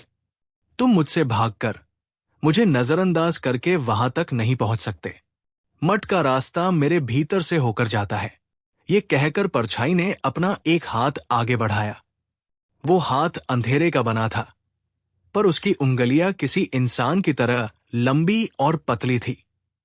उसने सरोवर के पानी को छुआ। जैसे ही उसकी उंगलियों ने पानी को छुआ, शीशे जैसा सांस पानी काला पड़ने लगा, जैसे उसमें स्याही घुल रही हो। कुछ ही पलों में पूरा सरोवर एक काले, अपारदर्शी दर्पण में बदल गया। इस सरोवर में देखो कायल, परछाई ने आदेश दिया। ये विस्मृति नदी नहीं है, ये स्मृति का सरोवर है। ये तुम्हें वो नहीं दिखाता जो तुम भूल चुके हो, ये तुम्हें वो दिखाता है जो तुम भूलना चाहते हो। देखो और अपने उस सच का सामना करो जिससे तुम पूरी जिंदगी भागते रहे हो। कायल हिचकिचाया। उसका मन कह रहा था कि वो मुड़कर भाग जाए, इस भयानक जगह से, इस डरावनी परछाई से दूर। पर उसके पैरों ने उसका साथ नहीं दिया। वो जानता था कि ये उसकी यात्रा की सबसे बड़ी और शायद आखिरी परीक्षा है। उसने एक गहरी सांस ली और उस काले पानी में झांका। पहले तो उसे कुछ नहीं दिखा सिवाय एक अंतहीन अंधेरे के। फिर धीरे धीरे उस अंधेरे में एक छवि उभरने लगी। ये एक बच्चे की छवि थी, लगभग 5 या 6 साल का एक छोटा लड़का। वो लड़का एक छोटी सी झोपड़ी के बाहर बैठा था और उसके छोटे छोटे हाथों में लकड़ी का एक टुकड़ा और एक नुकीला पत्थर था। वो उस लकड़ी पर कुछ उकेरने की कोशिश कर रहा था। काइल ने उस बच्चे को पहचान लिया। वो खुद था। वो अपने बचपन के घर को देख रहा था और तभी उस छवि में एक और व्यक्ति आया, एक लंबा मजबूत आदमी जिसके चेहरे पर थकान और निराशा की लकीरें खिंची हुई थी। वो काइल का पिता था। उसके पिता ने लड़के के हाथ में वो लकड़ी का टुकड़ा देखा और उनकी आंखों में गुस्सा भर गया। फिर से तुम ये बेकार का काम कर रहे हो, वो गरजा। तुम्हारे हाथ औजार चलाने के लिए बने हैं, खेत जोतने के लिए, पत्थर तोड़ने के लिए। इन खिलौनों से घर नहीं चलता। ये कहकर उसने बच्चे के हाथ से वो लकड़ी का टुकड़ा छीना और उसे अपने घुटने पर रखकर तोड़ दिया। देखकर कांप गया। बच्चे की आंखों में इस याद को अपने मन की उसने अपने पिता की तरफ तिजोरी में बंद कर दिया। उसकी आंखों में एक सवाल भूल चुका था। एक शिकायत कला की शुरुआत इस दर्द से हुई थी। उसकी तरफ नहीं देखा, अस्वीकृति से वो मुड़ा और झोपड़ी के अंदर सोचता था कि बच्चा वही बैठा रहा। वरदान है अपने टूटे हुए सपने के टुकड़ों को देखता हुआ। उसका हुनर एक विद्रोह भी था, अपने पिता के खिलाफ एक खामोश विद्रोह। ये सिर्फ एक हिस्सा है। परछाई की आवाज गूंजी और देखो, सरोवर में छवि बदली। अब काइल थोड़ा बड़ा हो गया था। वो छिपकर अपनी कार्यशाला में देर रात तक लकड़ियां तराशता था। उसका हुनर अब निखर चुका था। वो जो भी बनाता उसमें जान डाल देता। एक दिन उसके पिता ने उसे पकड़ लिया, पर इस बार वो चिल्लाए नहीं। उन्होंने बस एक गहरी उदास नजर से काइल की बनाई मूर्तियों को देखा और बिना कुछ कहे चले गए। उस खामोशी में गुस्से से ज्यादा निराशा थी। वो खामोशी कह रही थी, तुम कभी नहीं समझोगे। तुम मेरे बेटे होकर भी मुझसे बहुत अलग हो। ये अस्वीकृति पहले वाले गुस्से से ज्यादा चुभने वाली थी। काइल को लगा जैसे उसके और उसके पिता के बीच एक अदृश्य दीवार खड़ी हो गई है, जिसे वो अपनी कला से कभी पार नहीं कर सकता था। काइल की आंखों से आंसू बहने लगे। वो दर्द जिसे वो सालों से अपने भीतर दबाए हुए था, अब एक ज्वालामुखी की तरह फट पड़ा था। उसने हमेशा दुनिया से अपनी कला के लिए सम्मान मांगा, पर वो असल में सिर्फ एक इंसान से स्वीकृति चाहता था, अपने पिता से, और वो उसे कभी नहीं मिली। यही वो खालीपन था, यही वो अधूरापन था जिसे वो अपने साथ ढो रहा था। तो अब तुम समझे, काइल? परछाई ने पूछा। उसकी आवाज में अब पहले जैसी कठोरता नहीं, बल्कि एक अजीब सी नरमी थी। तुम जिस चीज को अपनी कला से भर रहे थे, वो एक पिता की स्वीकृति की प्यास थी। तुम हर मूर्ति में अपने पिता का चेहरा खोज रहे थे। तुम दुनिया को यह साबित करना चाहते थे कि तुम गलत नहीं थे, पर तुम खुद को ही धोखा दे रहे थे। ये खालीपन बाहर से नहीं भरा जा सकता, ये अंदर से ही भरा जाएगा। पर कैसे? काइल ने रोते हुए पूछा। वो अब इस दुनिया में नहीं है। मैं अब उनसे कैसे स्वीकृति मांगूं? तुम्हें उनसे स्वीकृति मांगने की जरूरत नहीं है, काइल, परछाई ने धीरे से कहा। तुम्हें उन्हें क्षमा करने की जरूरत है। काइल चौंक गया। क्षमा? मैं उन्हें क्यों क्षमा करूं? गलती तो उनकी थी। उन्होंने मेरे हुनर को नहीं समझा। क्या सच में? परछाई ने सवाल किया। अब फिर से देखो, पर इस बार अपनी नजरों से नहीं, उनकी नजरों से देखो। सरोवर में छवि फिर से बदली। इस बार काइल अपने पिता को देख रहा था, पर वो उनके पीछे खड़ा था, उनके कंधों के ऊपर से झांक रहा था। उसने देखा कि उसके पिता दिन भर कड़ी धूप में खेतों में काम करते थे। उनकी पीठ पसीने से तर रहती थी। उसने देखा कि वो रात को अपनी फटी हुई एड़ियों पर तेल मलते थे। उसने देखा कि जब साहूकार लगान मांगने आता था तो वो कैसे चिंता में डूब जाते थे। उसने अपने पिता की दुनिया देखी, एक ऐसी दुनिया जहां हर दिन एक संघर्ष था, जहां कला और सपनों के लिए कोई जगह नहीं थी, जहां सिर्फ अगली फसल और अगले दिन के भोजन की चिंता थी। वो एक कठोर आदमी इसलिए नहीं थे कि वो बुरे थे, वो कठोर इसलिए थे क्योंकि जिंदगी ने उन्हें कठोर बना दिया था। वो काइल को कला से इसलिए रोक रहे थे क्योंकि वो उसे उस संघर्ष से बचाना चाहते थे जिससे वो खुद गुजरे थे। वो चाहते थे कि उनका बेटा एक सुरक्षित, व्यावहारिक जीवन जिए। उनका तरीका गलत हो सकता है, पर उनकी नीयत में प्यार और चिंता थी। ये एहसास काइल के लिए एक बिजली के झटके की तरह था। उसने पूरी जिंदगी अपने पिता के गुस्से को देखा था, पर आज पहली बार उसने उस गुस्से के पीछे छिपे डर और प्यार को देखा।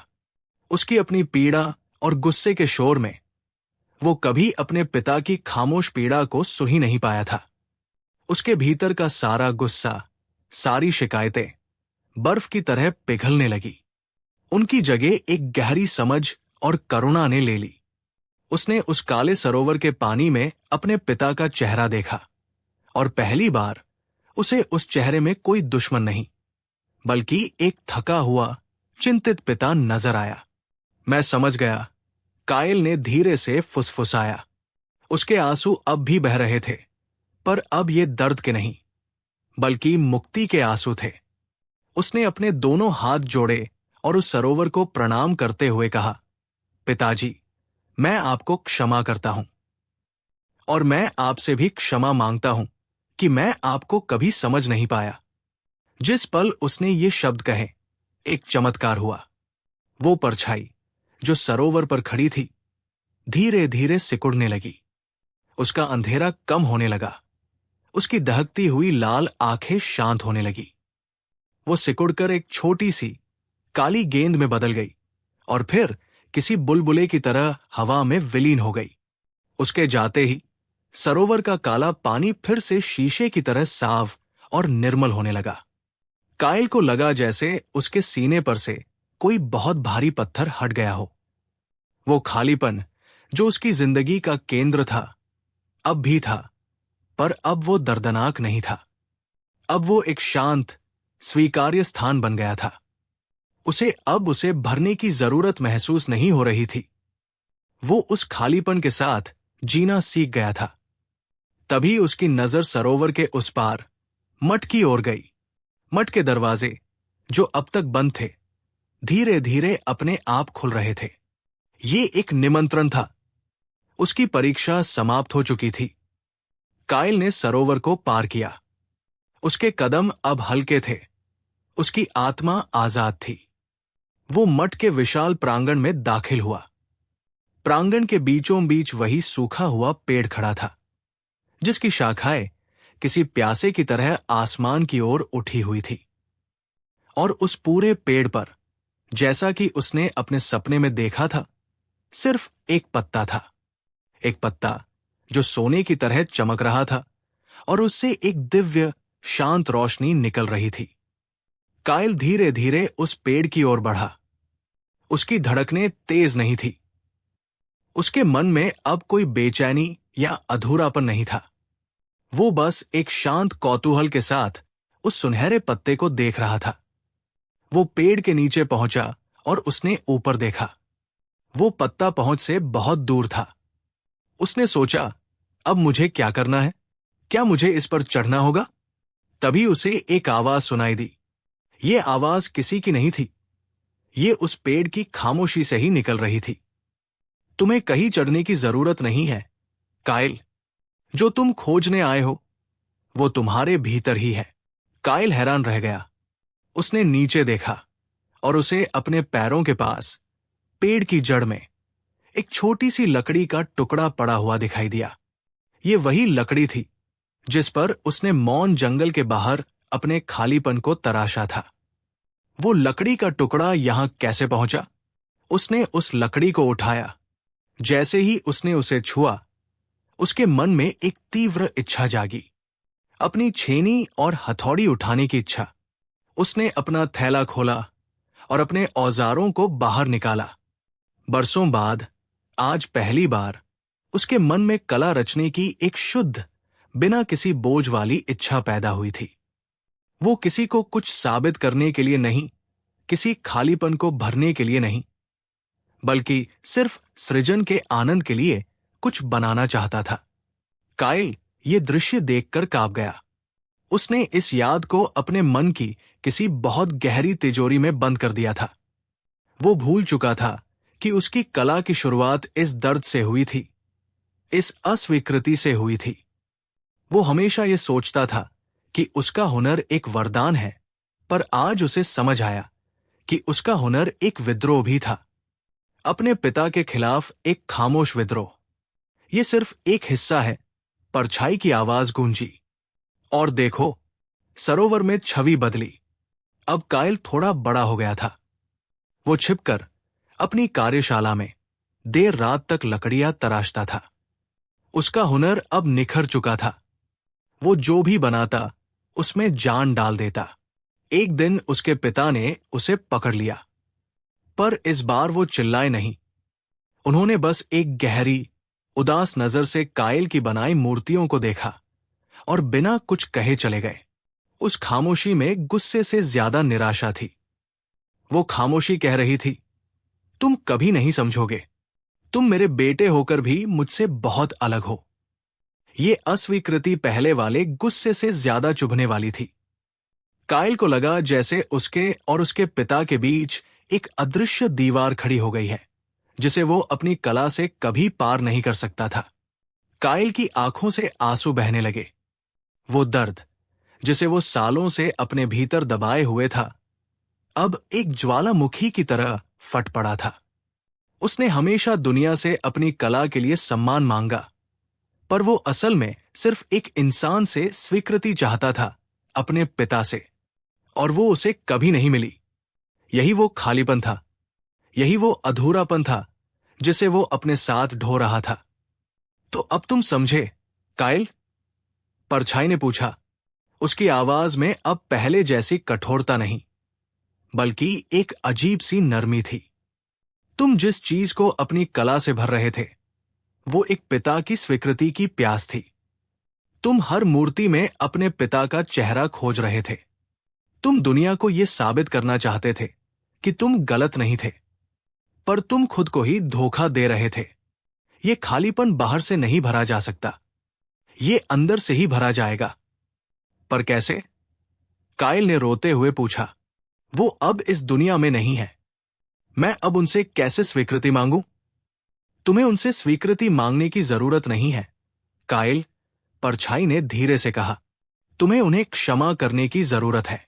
काइल चौंक गया। क्षमा? मैं उन्हें क्यों क्षमा करूं? गलती तो उनकी थी।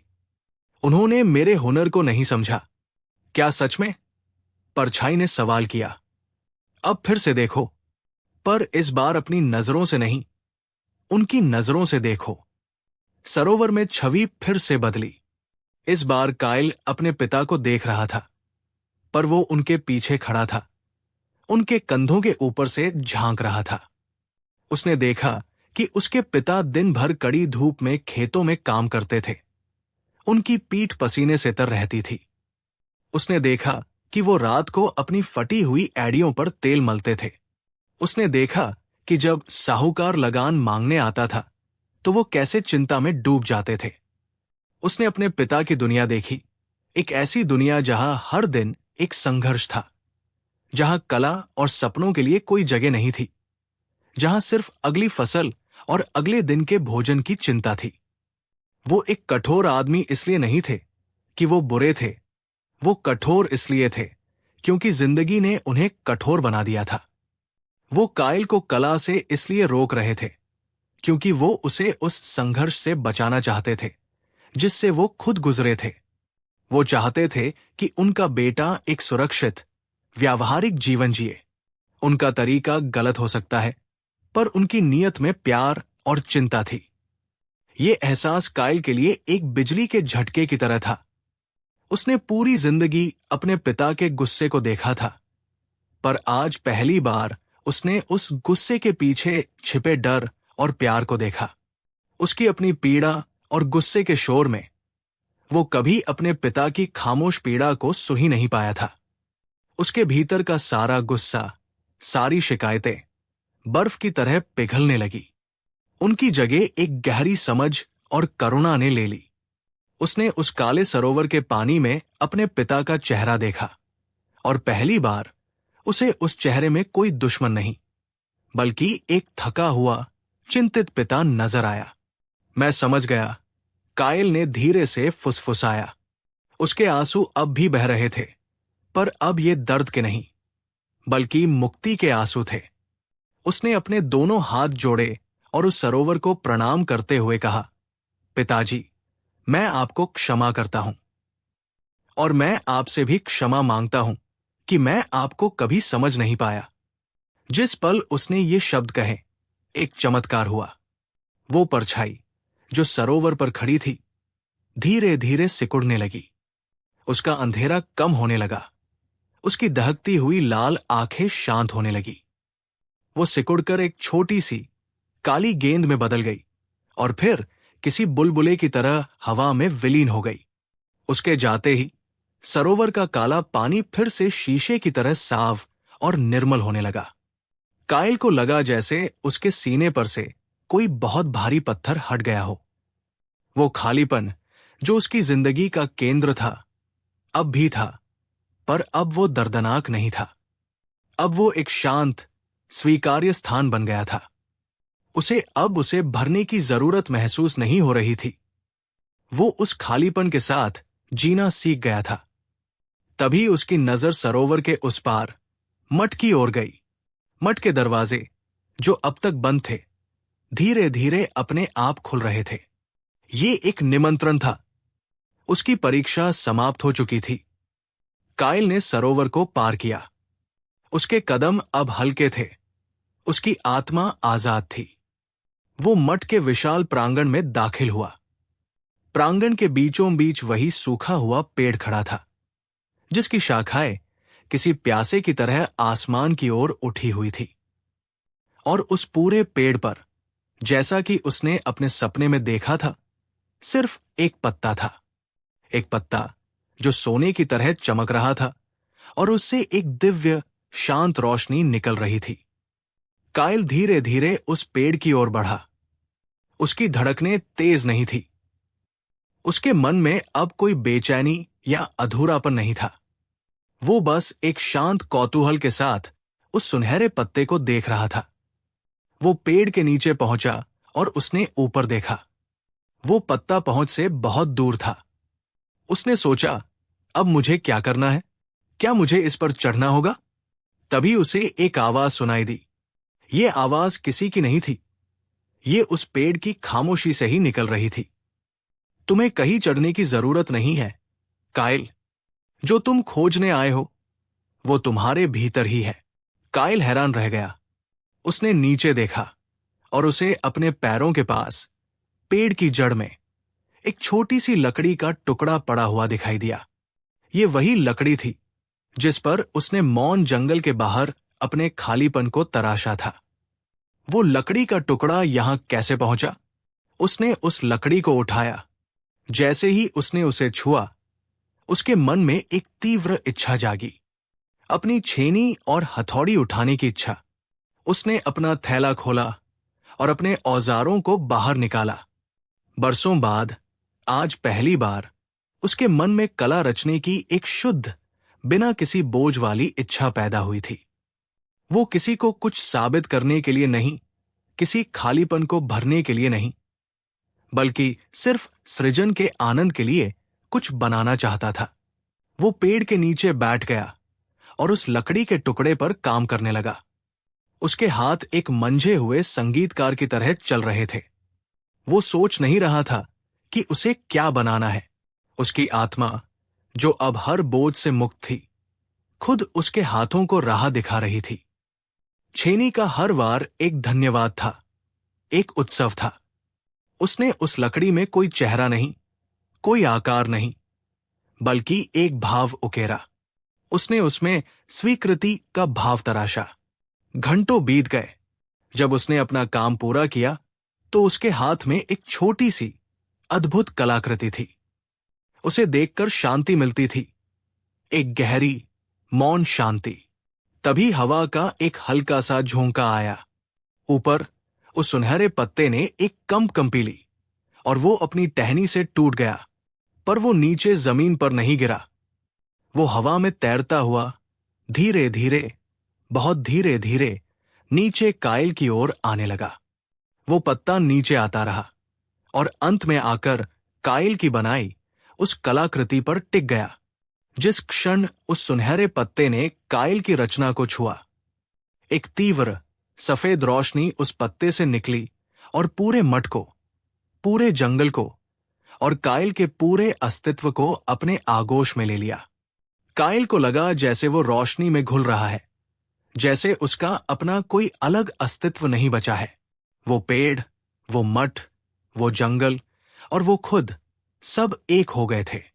उसे अपने जीवन के हर सवाल का जवाब मिल गया था, क्योंकि अब कोई सवाल बचा ही नहीं था।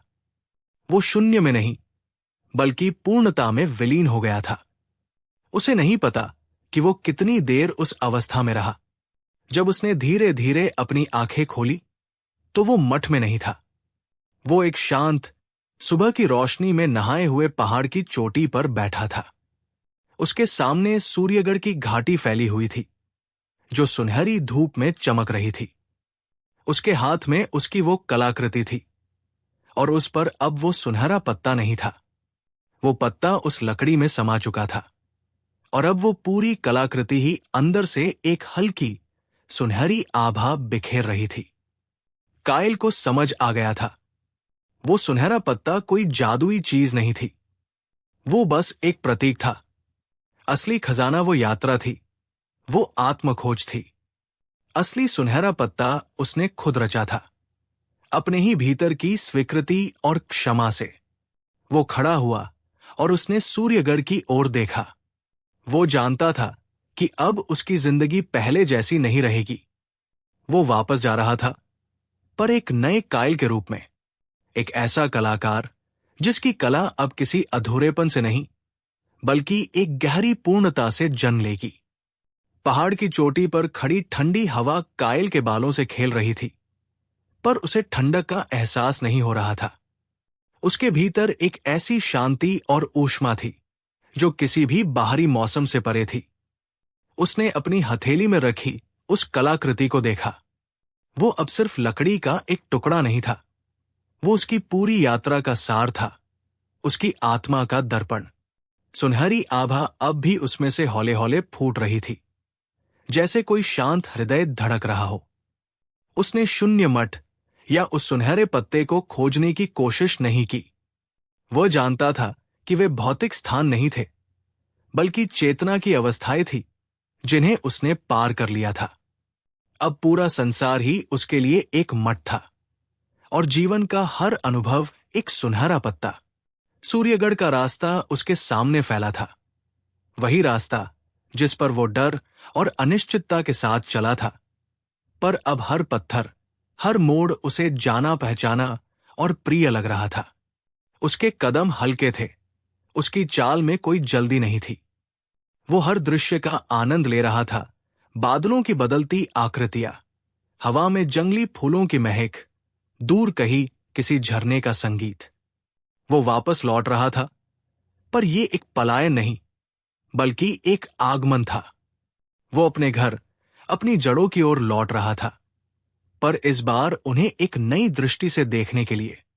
जैसे ही वो उस जीवित हो चुके जंगल के किनारे पहुंचा, जिसे कभी मौन वृक्षों का जंगल कहा जाता था, उसे एक जानी पहचानी आकृति अपनी प्रतीक्षा करती हुई मिली। नरेन, विस्मृति नदी का मल्लाह, एक पेड़ के तने से टिका हुआ खड़ा था। उसके चेहरे पर अब भी वही भावहीन शांति थी, पर उसकी आंखों में कायल को पहली बार एक हल्की सी मुस्कान की चमक दिखाई दी। तुम्हारा सफर पूरा हुआ, कायल, नरेन ने कहा। उसकी आवाज में अब भी नदी की गहराई थी। क्या आप हमेशा से जानते थे? कायल ने धीरे से पूछा। नरेन ने सिर हिलाया। मैं बस एक मल्ला हूं। मैं मुसाफिरों को नदी पार कराता हूं, पर नदी किसे कहां उतारेगी, ये मुसाफिर की अपनी श्रद्धा और हिम्मत तय करती है। तुमने अपनी सबसे कीमती याद का त्याग किया, पर तुमने उस खालीपन को अपने ऊपर हावी नहीं होने दिया। तुमने उसे एक सृजन में बदल दिया। तुमने विस्मृति को स्मृति से जीता है। और वो परछाई, कायल ने कहा, वो मेरा ही सच था। हर मुसाफिर का अपना एक सरोवर होता है और अपनी एक परछाई, नरेन ने समझाया। जब तक हम उस परछाई से भागते हैं, वो हमें डराती है, पर जिस क्षण हम उसे गले लगा लेते हैं, वो हमारी शक्ति बन जाती है। तुमने अपने अतीत को क्षमा करके केवल अपने पिता को ही मुक्त नहीं किया, तुमने खुद को भी मुक्त किया है। कायल ने सिर झुकाकर नरेन को धन्यवाद दिया। वो जानता था कि ये मल्लाह भी उसकी यात्रा का एक महत्वपूर्ण हिस्सा था, एक गुरु जिसने उसे शब्दों से नहीं बल्कि अनुभवों से सिखाया था। नरेन ने कोई जवाब नहीं दिया, बस अपना हाथ उठाकर उसे आगे जाने का संकेत दिया और धीरे धीरे जंगल की हरियाली में विलीन हो गया, जैसे वो भी उस प्रकृति का ही एक हिस्सा हो। यात्रा का अंतिम चरण उसे कानाफूसी घाटी से वापस ले गया, पर इस बार घाटी खामोश थी। कोई डरावनी फुसफुसाहट नहीं थी, कोई शंका नहीं थी। घाटी ने उसे सम्मानपूर्वक गुजरने दिया, जैसे कोई पराजित योद्धा विजेता को सलाम कर रहा हो। कायल समझ गया कि घाटी की आवाजें कहीं बाहर से नहीं आती थी, वे उसके अपने भीतर के अनसुलझे संघर्षों की प्रतिध्वनि थी। जब भीतर शांति होती है तो बाहर का कोलाहल भी मौन हो जाता है। कई दिनों की यात्रा के बाद एक शाम, जब सूरज पहाड़ों के पीछे छिपने की तैयारी कर रहा था, कायल ने दूर सूर्यगढ़ की पहली झोपड़ी से उठता हुआ धुआं देखा। एक गहरी, सुखद अनुभूति ने उसे भर दिया। ये घर था। उसने अपनी गति बढ़ा दी। जब उसने गांव की सीमा में प्रवेश किया तो सबसे पहले उसे बच्चों के एक झुंड ने देखा। वे उसे देखकर पहले तो ठिठके, फिर चिल्लाते हुए गांव के अंदर भागे। कायल वापस आ गया। कायल वापस आ गया। कुछ ही पलों में पूरा गांव चौपाल पर इकट्ठा हो गया। लोग उसे हैरानी से देख रहे थे। वो वही कायल था, पर फिर भी वो अलग था। उसका शरीर यात्रा की थकान से दुबला हो गया था, पर उसके चेहरे पर एक ऐसी शांति और आत्मविश्वास था जो उन्होंने पहले कभी नहीं देखा था। उसकी आंखों में एक अजीब सी चमक थी, जैसे उनमें दूर के पहाड़ों और गहरे रहस्यों की कहानियां भरी हों। गांव का मुखिया, जो अब और भी बूढ़ा और झुका हुआ लग रहा था, भीड़ को चीरता हुआ आगे आया। उसके चेहरे पर आश्चर्य और अविश्वास का मिलाजुला भाव था। तुम लौट आए, उसने कहा, जैसे उसे अपनी आंखों पर यकीन न हो रहा हो। हमने सोचा था कि शून्य मठ ने तुम्हें निगल लिया होगा। कायल मुस्कुराया। ये एक शांत, सौम्य मुस्कान थी। मठ किसी को नहीं निगलता, मुखिया जी। वो तो बस आईना दिखाता है। मैं खोया नहीं था, मैं तो बस खुद को खोज रहा था। वो पेड़ के नीचे बैठ गया और उस लकड़ी के टुकड़े पर काम करने लगा। उसके हाथ एक मंझे हुए संगीतकार की तरह चल रहे थे। वो सोच नहीं रहा था कि उसे क्या बनाना है। उसकी आत्मा, जो अब हर बोझ से मुक्त थी, खुद उसके हाथों को राह दिखा रही थी। छेनी का हर वार एक धन्यवाद था, एक उत्सव था। उसने उस लकड़ी में कोई चेहरा नहीं, कोई आकार नहीं, बल्कि एक भाव उकेरा। उसने उसमें स्वीकृति का भाव तराशा। घंटों बीत गए। जब उसने अपना काम पूरा किया तो उसके हाथ में एक छोटी सी अद्भुत कलाकृति थी। उसे देखकर शांति मिलती थी, एक गहरी, मौन शांति। तभी हवा का एक हल्का सा झोंका आया। ऊपर उस सुनहरे पत्ते ने एक कंपी ली और वो अपनी टहनी से टूट गया, पर वो नीचे जमीन पर नहीं गिरा। वो हवा में तैरता हुआ धीरे धीरे, बहुत धीरे धीरे नीचे कायल की ओर आने लगा। वो पत्ता नीचे आता रहा और अंत में आकर कायल की बनाई उस कलाकृति पर टिक गया। जिस क्षण उस सुनहरे पत्ते ने कायल की रचना को छुआ, एक तीव्र सफेद रोशनी उस पत्ते से निकली और पूरे मठ को, पूरे जंगल को और कायल के पूरे अस्तित्व को अपने आगोश में ले लिया। कायल को लगा जैसे वो रोशनी में घुल रहा है, जैसे उसका अपना कोई अलग अस्तित्व नहीं बचा है। वो पेड़, वो मठ, वो जंगल और वो खुद सब एक हो गए थे। उसे अपने जीवन के हर सवाल का जवाब मिल गया था, क्योंकि अब कोई सवाल बचा ही नहीं था। वो शून्य में नहीं, बल्कि पूर्णता में विलीन हो गया था। उसे नहीं पता कि वो कितनी देर उस अवस्था में रहा। जब उसने धीरे धीरे अपनी आंखें खोली तो वो मठ में नहीं था। वो एक शांत, सुबह की रोशनी में नहाए हुए पहाड़ की चोटी पर बैठा था। उसके सामने सूर्यगढ़ की घाटी फैली हुई थी, जो सुनहरी धूप में चमक रही थी। उसके हाथ में उसकी वो कलाकृति थी, और उस पर अब वो सुनहरा पत्ता नहीं था। वो पत्ता उस लकड़ी में समा चुका था, और अब वो पूरी कलाकृति ही अंदर से एक हल्की सुनहरी आभा बिखेर रही थी।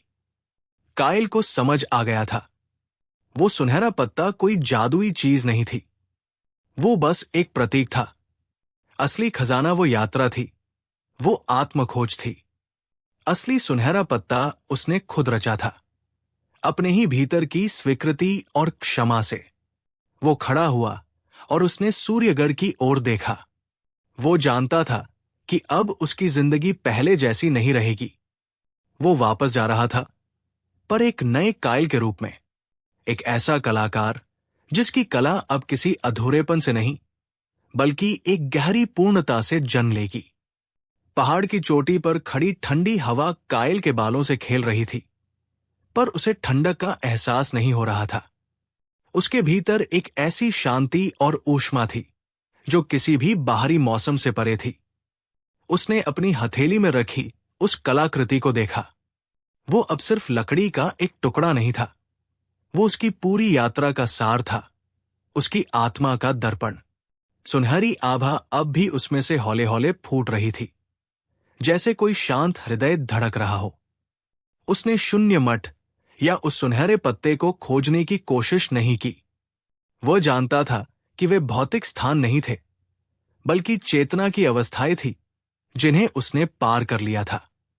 अब पूरा संसार ही उसके लिए एक मठ था, और जीवन का हर अनुभव एक सुनहरा पत्ता। सूर्यगढ़ का रास्ता उसके सामने फैला था, वही रास्ता जिस पर वो डर और अनिश्चितता के साथ चला था। पर अब हर पत्थर, हर मोड़ उसे जाना पहचाना और प्रिय लग रहा था। उसके कदम हल्के थे, उसकी चाल में कोई जल्दी नहीं थी। वो हर दृश्य का आनंद ले रहा था। बादलों की बदलती आकृतियां, हवा में जंगली फूलों की महक, दूर कहीं किसी झरने का संगीत। वो वापस लौट रहा था, पर यह एक पलायन नहीं, बल्कि एक आगमन था। वो अपने घर, अपनी जड़ों की ओर लौट रहा था, पर इस बार उन्हें एक नई दृष्टि से देखने के लिए। जैसे ही वो उस जीवित हो चुके जंगल के किनारे पहुंचा, जिसे कभी मौन वृक्षों का जंगल कहा जाता था, उसे एक जानी पहचानी आकृति अपनी प्रतीक्षा करती हुई मिली। नरेन, विस्मृति नदी का मल्लाह, एक पेड़ के तने से टिका हुआ खड़ा था। उसके चेहरे पर अब भी वही भावहीन शांति थी, पर उसकी आंखों में कायल को पहली बार एक हल्की सी मुस्कान की चमक दिखाई दी। तुम्हारा सफर पूरा हुआ, कायल, नरेन ने कहा। उसकी आवाज में अब भी नदी की गहराई थी। क्या आप हमेशा से जानते थे? कायल ने धीरे से पूछा। नरेन ने सिर हिलाया। मैं बस एक मल्ला हूं। मैं मुसाफिरों को नदी पार कराता हूं, पर नदी किसे कहां उतारेगी, ये मुसाफिर की अपनी श्रद्धा और हिम्मत तय करती है। तुमने अपनी सबसे कीमती याद का त्याग किया, पर तुमने उस खालीपन को अपने ऊपर हावी नहीं होने दिया। तुमने उसे एक सृजन में बदल दिया। तुमने विस्मृति को स्मृति से जीता है, और वो परछाई, कायल ने कहा, वो मेरा ही सच था। हर मुसाफिर का अपना एक सरोवर होता है, और अपनी एक परछाई, नरेन ने समझाया। जब तक हम उस परछाई से भागते हैं, वो हमें डराती है, पर जिस क्षण हम उसे गले लगा लेते हैं, वो हमारी शक्ति बन जाती है। तुमने अपने अतीत को क्षमा करके केवल अपने पिता को ही मुक्त नहीं किया, तुमने खुद को भी मुक्त किया है। कायल ने सिर झुकाकर नरेन को धन्यवाद दिया। वो जानता था कि ये मल्लाह भी उसकी यात्रा का एक महत्वपूर्ण हिस्सा था, एक गुरु जिसने उसे शब्दों से नहीं बल्कि अनुभवों से सिखाया था। नरेन ने कोई जवाब नहीं दिया, बस अपना हाथ उठाकर उसे आगे जाने का संकेत दिया और धीरे धीरे जंगल की हरियाली में विलीन हो गया, जैसे वो भी उस प्रकृति का ही एक हिस्सा हो।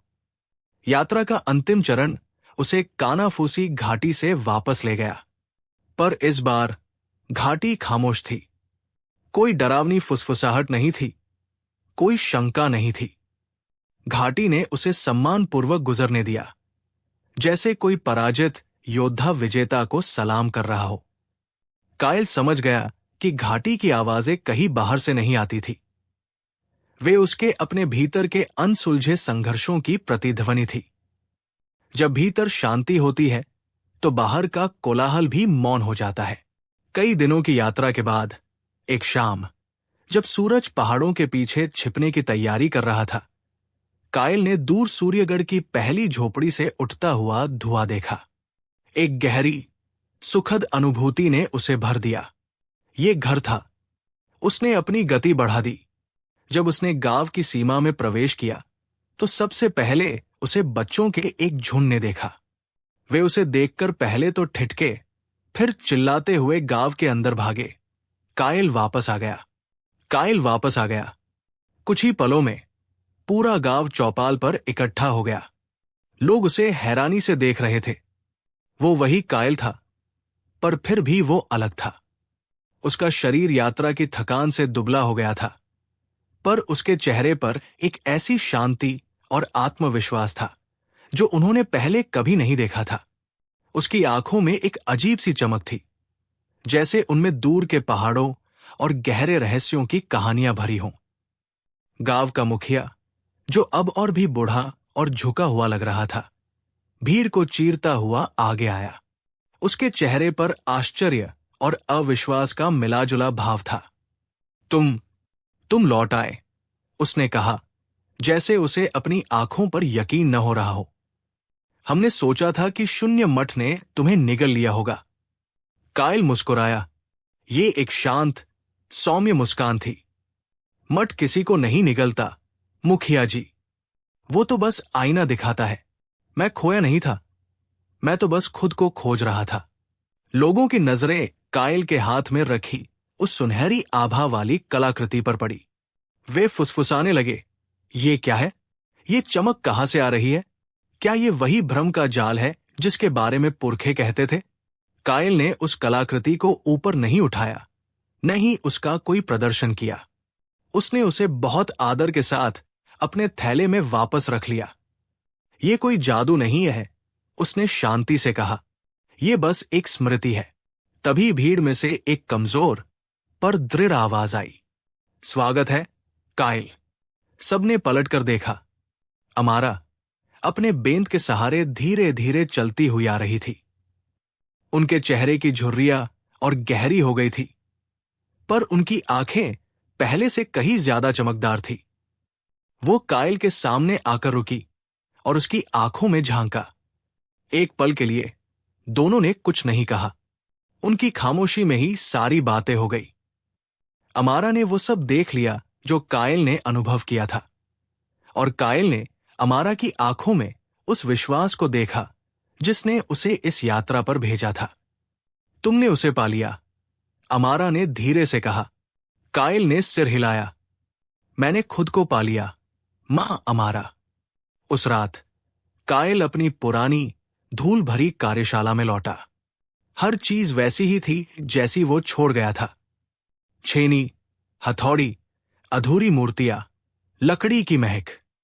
पर अब उसे इस जगह से कोई बेचैनी या अधूरापन महसूस नहीं हो रहा था। ये जगह अब उसके लिए एक जेल नहीं, बल्कि एक पवित्र स्थान थी। अगले दिन से कायल ने फिर से काम करना शुरू कर दिया, पर अब उसकी कला बदल चुकी थी।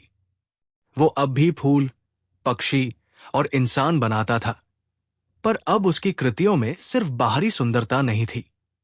उनमें एक आंतरिक जीवन था, एक आत्मा थी। वो जब कोई फूल बनाता तो उसे देखने वाले को लगता जैसे वह उसके खिलने और मुरझाने की पूरी कहानी महसूस कर सकता है। जब वो किसी पक्षी को तराशता तो लोगों को उसके पंखों में हवा की सरसराहट और आसमान की अनंतता का एहसास होता।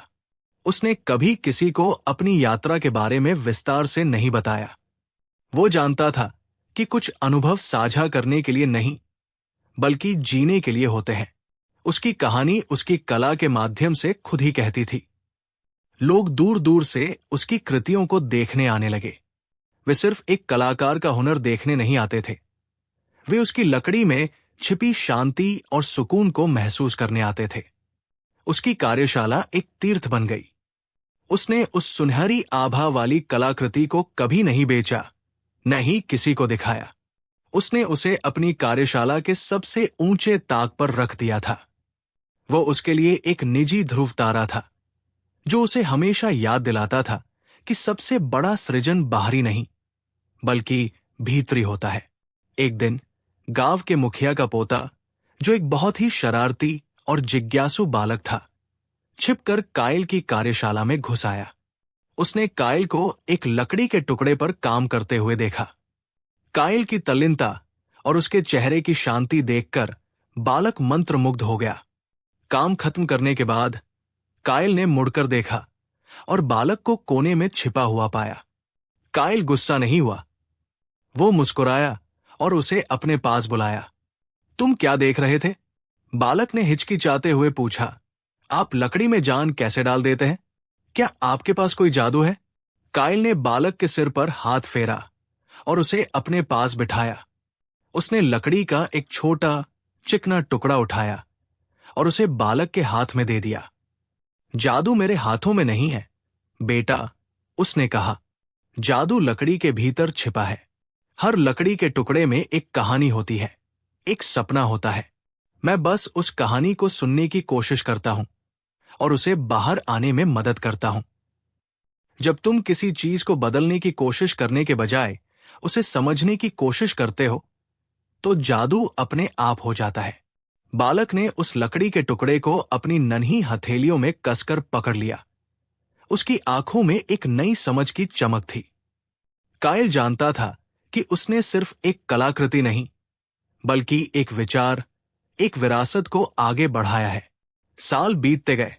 कायल के बाल सफेद हो गए, उसकी कमर थोड़ी झुक गई, पर उसके हाथों की स्थिरता और आंखों की चमक वैसी ही बनी रही। वो सूर्यगढ़ का एक जीवित किंवदंती बन गया था।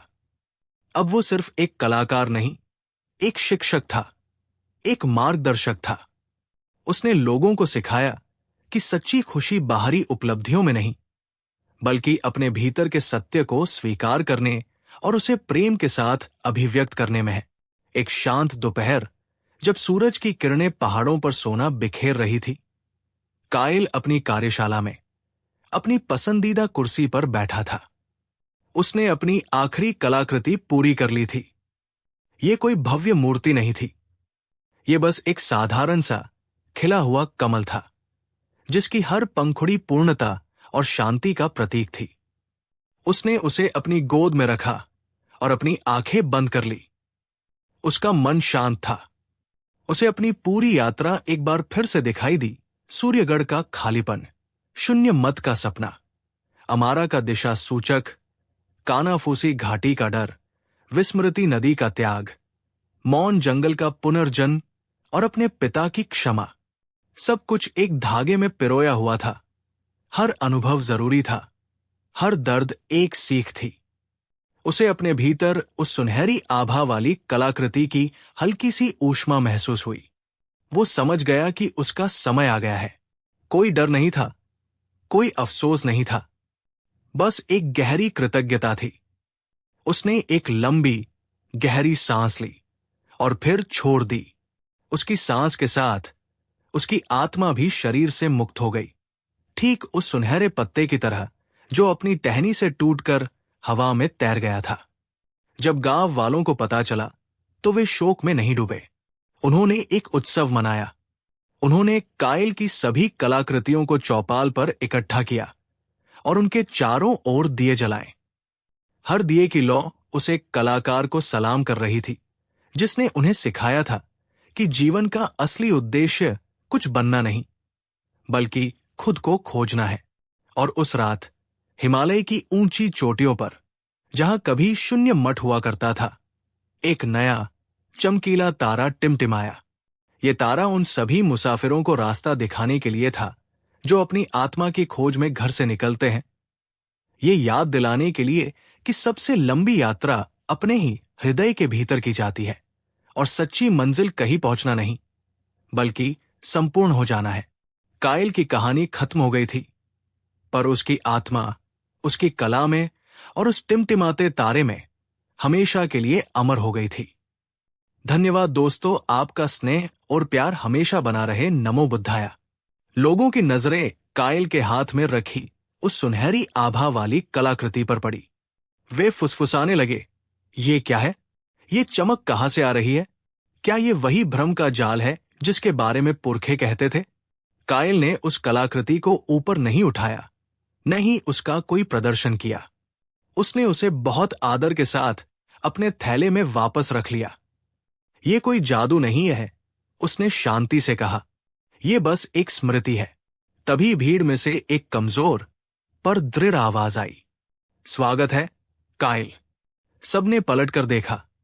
अमारा अपने बेंत के सहारे धीरे धीरे चलती हुई आ रही थी। उनके चेहरे की झुर्रियां और गहरी हो गई थी, पर उनकी आंखें पहले से कहीं ज्यादा चमकदार थी। वो कायल के सामने आकर रुकी और उसकी आंखों में झांका। एक पल के लिए दोनों ने कुछ नहीं कहा। उनकी खामोशी में ही सारी बातें हो गई। अमारा ने वो सब देख लिया जो कायल ने अनुभव किया था, और कायल ने अमारा की आंखों में उस विश्वास को देखा जिसने उसे इस यात्रा पर भेजा था। तुमने उसे पा लिया, अमारा ने धीरे से कहा। कायल ने सिर हिलाया। मैंने खुद को पा लिया, मां अमारा। उस रात कायल अपनी पुरानी धूल भरी कार्यशाला में लौटा। हर चीज वैसी ही थी जैसी वो छोड़ गया था। छेनी, हथौड़ी, अधूरी मूर्तियां, लकड़ी की महक। पर अब उसे इस जगह से कोई बेचैनी या अधूरापन महसूस नहीं हो रहा था। ये जगह अब उसके लिए एक जेल नहीं बल्कि एक पवित्र स्थान थी। अगले दिन से कायल ने फिर से काम करना शुरू कर दिया, पर अब उसकी कला बदल चुकी थी। वो अब भी फूल, पक्षी और इंसान बनाता था, पर अब उसकी कृतियों में सिर्फ बाहरी सुंदरता नहीं थी। उनमें एक आंतरिक जीवन था, एक आत्मा थी। वो जब कोई फूल बनाता तो उसे देखने वाले को लगता जैसे वह उसके खिलने और मुरझाने की पूरी कहानी महसूस कर सकता है। जब वो किसी पक्षी को तराशता तो लोगों को उसके पंखों में हवा की सरसराहट और आसमान की अनंतता का एहसास होता। उसने कभी किसी को अपनी यात्रा के बारे में विस्तार से नहीं बताया। वो जानता था कि कुछ अनुभव साझा करने के लिए नहीं बल्कि जीने के लिए होते हैं। उसकी कहानी उसकी कला के माध्यम से खुद ही कहती थी। लोग दूर दूर से उसकी कृतियों को देखने आने लगे। वे सिर्फ एक कलाकार का हुनर देखने नहीं आते थे, वे उसकी लकड़ी में छिपी शांति और सुकून को महसूस करने आते थे। उसकी कार्यशाला एक तीर्थ बन गई। उसने उस सुनहरी आभा वाली कलाकृति को कभी नहीं बेचा, न ही किसी को दिखाया। उसने उसे अपनी कार्यशाला के सबसे ऊंचे ताक पर रख दिया था। वो उसके लिए एक निजी ध्रुव तारा था, जो उसे हमेशा याद दिलाता था कि सबसे बड़ा सृजन बाहरी नहीं बल्कि भीतरी होता है। एक दिन गांव के मुखिया का पोता, जो एक बहुत ही शरारती और जिज्ञासु बालक था, छिपकर कायल की कार्यशाला में घुस आया। उसने कायल को एक लकड़ी के टुकड़े पर काम करते हुए देखा। कायल की तल्लीनता और उसके चेहरे की शांति देखकर बालक मंत्रमुग्ध हो गया। काम खत्म करने के बाद कायल ने मुड़कर देखा और बालक को कोने में छिपा हुआ पाया। कायल गुस्सा नहीं हुआ। वो मुस्कुराया और उसे अपने पास बुलाया। तुम क्या देख रहे थे? बालक ने हिचकिचाते हुए पूछा। आप लकड़ी में जान कैसे डाल देते हैं? क्या आपके पास कोई जादू है? कायल ने बालक के सिर पर हाथ फेरा और उसे अपने पास बिठाया। उसने लकड़ी का एक छोटा चिकना टुकड़ा उठाया और उसे बालक के हाथ में दे दिया। जादू मेरे हाथों में नहीं है बेटा, उसने कहा। जादू लकड़ी के भीतर छिपा है। हर लकड़ी के टुकड़े में एक कहानी होती है, एक सपना होता है। मैं बस उस कहानी को सुनने की कोशिश करता हूं और उसे बाहर आने में मदद करता हूं। जब तुम किसी चीज को बदलने की कोशिश करने के बजाय उसे समझने की कोशिश करते हो, तो जादू अपने आप हो जाता है। बालक ने उस लकड़ी के टुकड़े को अपनी नन्ही हथेलियों में कसकर पकड़ लिया। उसकी आंखों में एक नई समझ की चमक थी। कायल जानता था कि उसने सिर्फ एक कलाकृति नहीं, बल्कि एक विचार, एक विरासत को आगे बढ़ाया है। साल बीतते गए। कायल के बाल सफेद हो गए, उसकी कमर थोड़ी झुक गई, पर उसके हाथों की स्थिरता और आंखों की चमक वैसी ही बनी रही। वो सूर्यगढ़ का एक जीवित किंवदंती बन गया था। अब वो सिर्फ एक कलाकार नहीं, एक शिक्षक था, एक मार्गदर्शक था। उसने लोगों को सिखाया कि सच्ची खुशी बाहरी उपलब्धियों में नहीं, बल्कि अपने भीतर के सत्य को स्वीकार करने और उसे प्रेम के साथ अभिव्यक्त करने में है। एक शांत दोपहर, जब सूरज की किरणें पहाड़ों पर सोना बिखेर रही थी, कायल अपनी कार्यशाला में अपनी पसंदीदा कुर्सी पर बैठा था। उसने अपनी आखिरी कलाकृति पूरी कर ली थी। ये कोई भव्य मूर्ति नहीं थी, ये बस एक साधारण सा खिला हुआ कमल था, जिसकी हर पंखुड़ी पूर्णता और शांति का प्रतीक थी। उसने उसे अपनी गोद में रखा और अपनी आंखें बंद कर ली। उसका मन शांत था। उसे अपनी पूरी यात्रा एक बार फिर से दिखाई दी। सूर्यगढ़ का खालीपन, शून्य मत का सपना, अमारा का दिशा सूचक, कानाफूसी घाटी का डर, विस्मृति नदी का त्याग, मौन जंगल का पुनर्जन्म और अपने पिता की क्षमा। सब कुछ एक धागे में पिरोया हुआ था। हर अनुभव जरूरी था, हर दर्द एक सीख थी। उसे अपने भीतर उस सुनहरी आभा वाली कलाकृति की हल्की सी ऊष्मा महसूस हुई। वो समझ गया कि उसका समय आ गया है। कोई डर नहीं था, कोई अफसोस नहीं था, बस एक गहरी कृतज्ञता थी। उसने एक लंबी गहरी सांस ली और फिर छोड़ दी। उसकी सांस के साथ उसकी आत्मा भी शरीर से मुक्त हो गई, ठीक उस सुनहरे पत्ते की तरह जो अपनी टहनी से टूटकर हवा में तैर गया था। जब गांव वालों को पता चला तो वे शोक में नहीं डूबे। उन्होंने एक उत्सव मनाया। उन्होंने कायल की सभी कलाकृतियों को चौपाल पर इकट्ठा किया और उनके चारों ओर दिए जलाए। हर दिए की लौ उस एक कलाकार को सलाम कर रही थी, जिसने उन्हें सिखाया था कि जीवन का असली उद्देश्य कुछ बनना नहीं, बल्कि खुद को खोजना है। और उस रात हिमालय की ऊंची चोटियों पर, जहां कभी शून्य मठ हुआ करता था, एक नया चमकीला तारा टिमटिमाया। ये तारा उन सभी मुसाफिरों को रास्ता दिखाने के लिए था जो अपनी आत्मा की खोज में घर से निकलते हैं।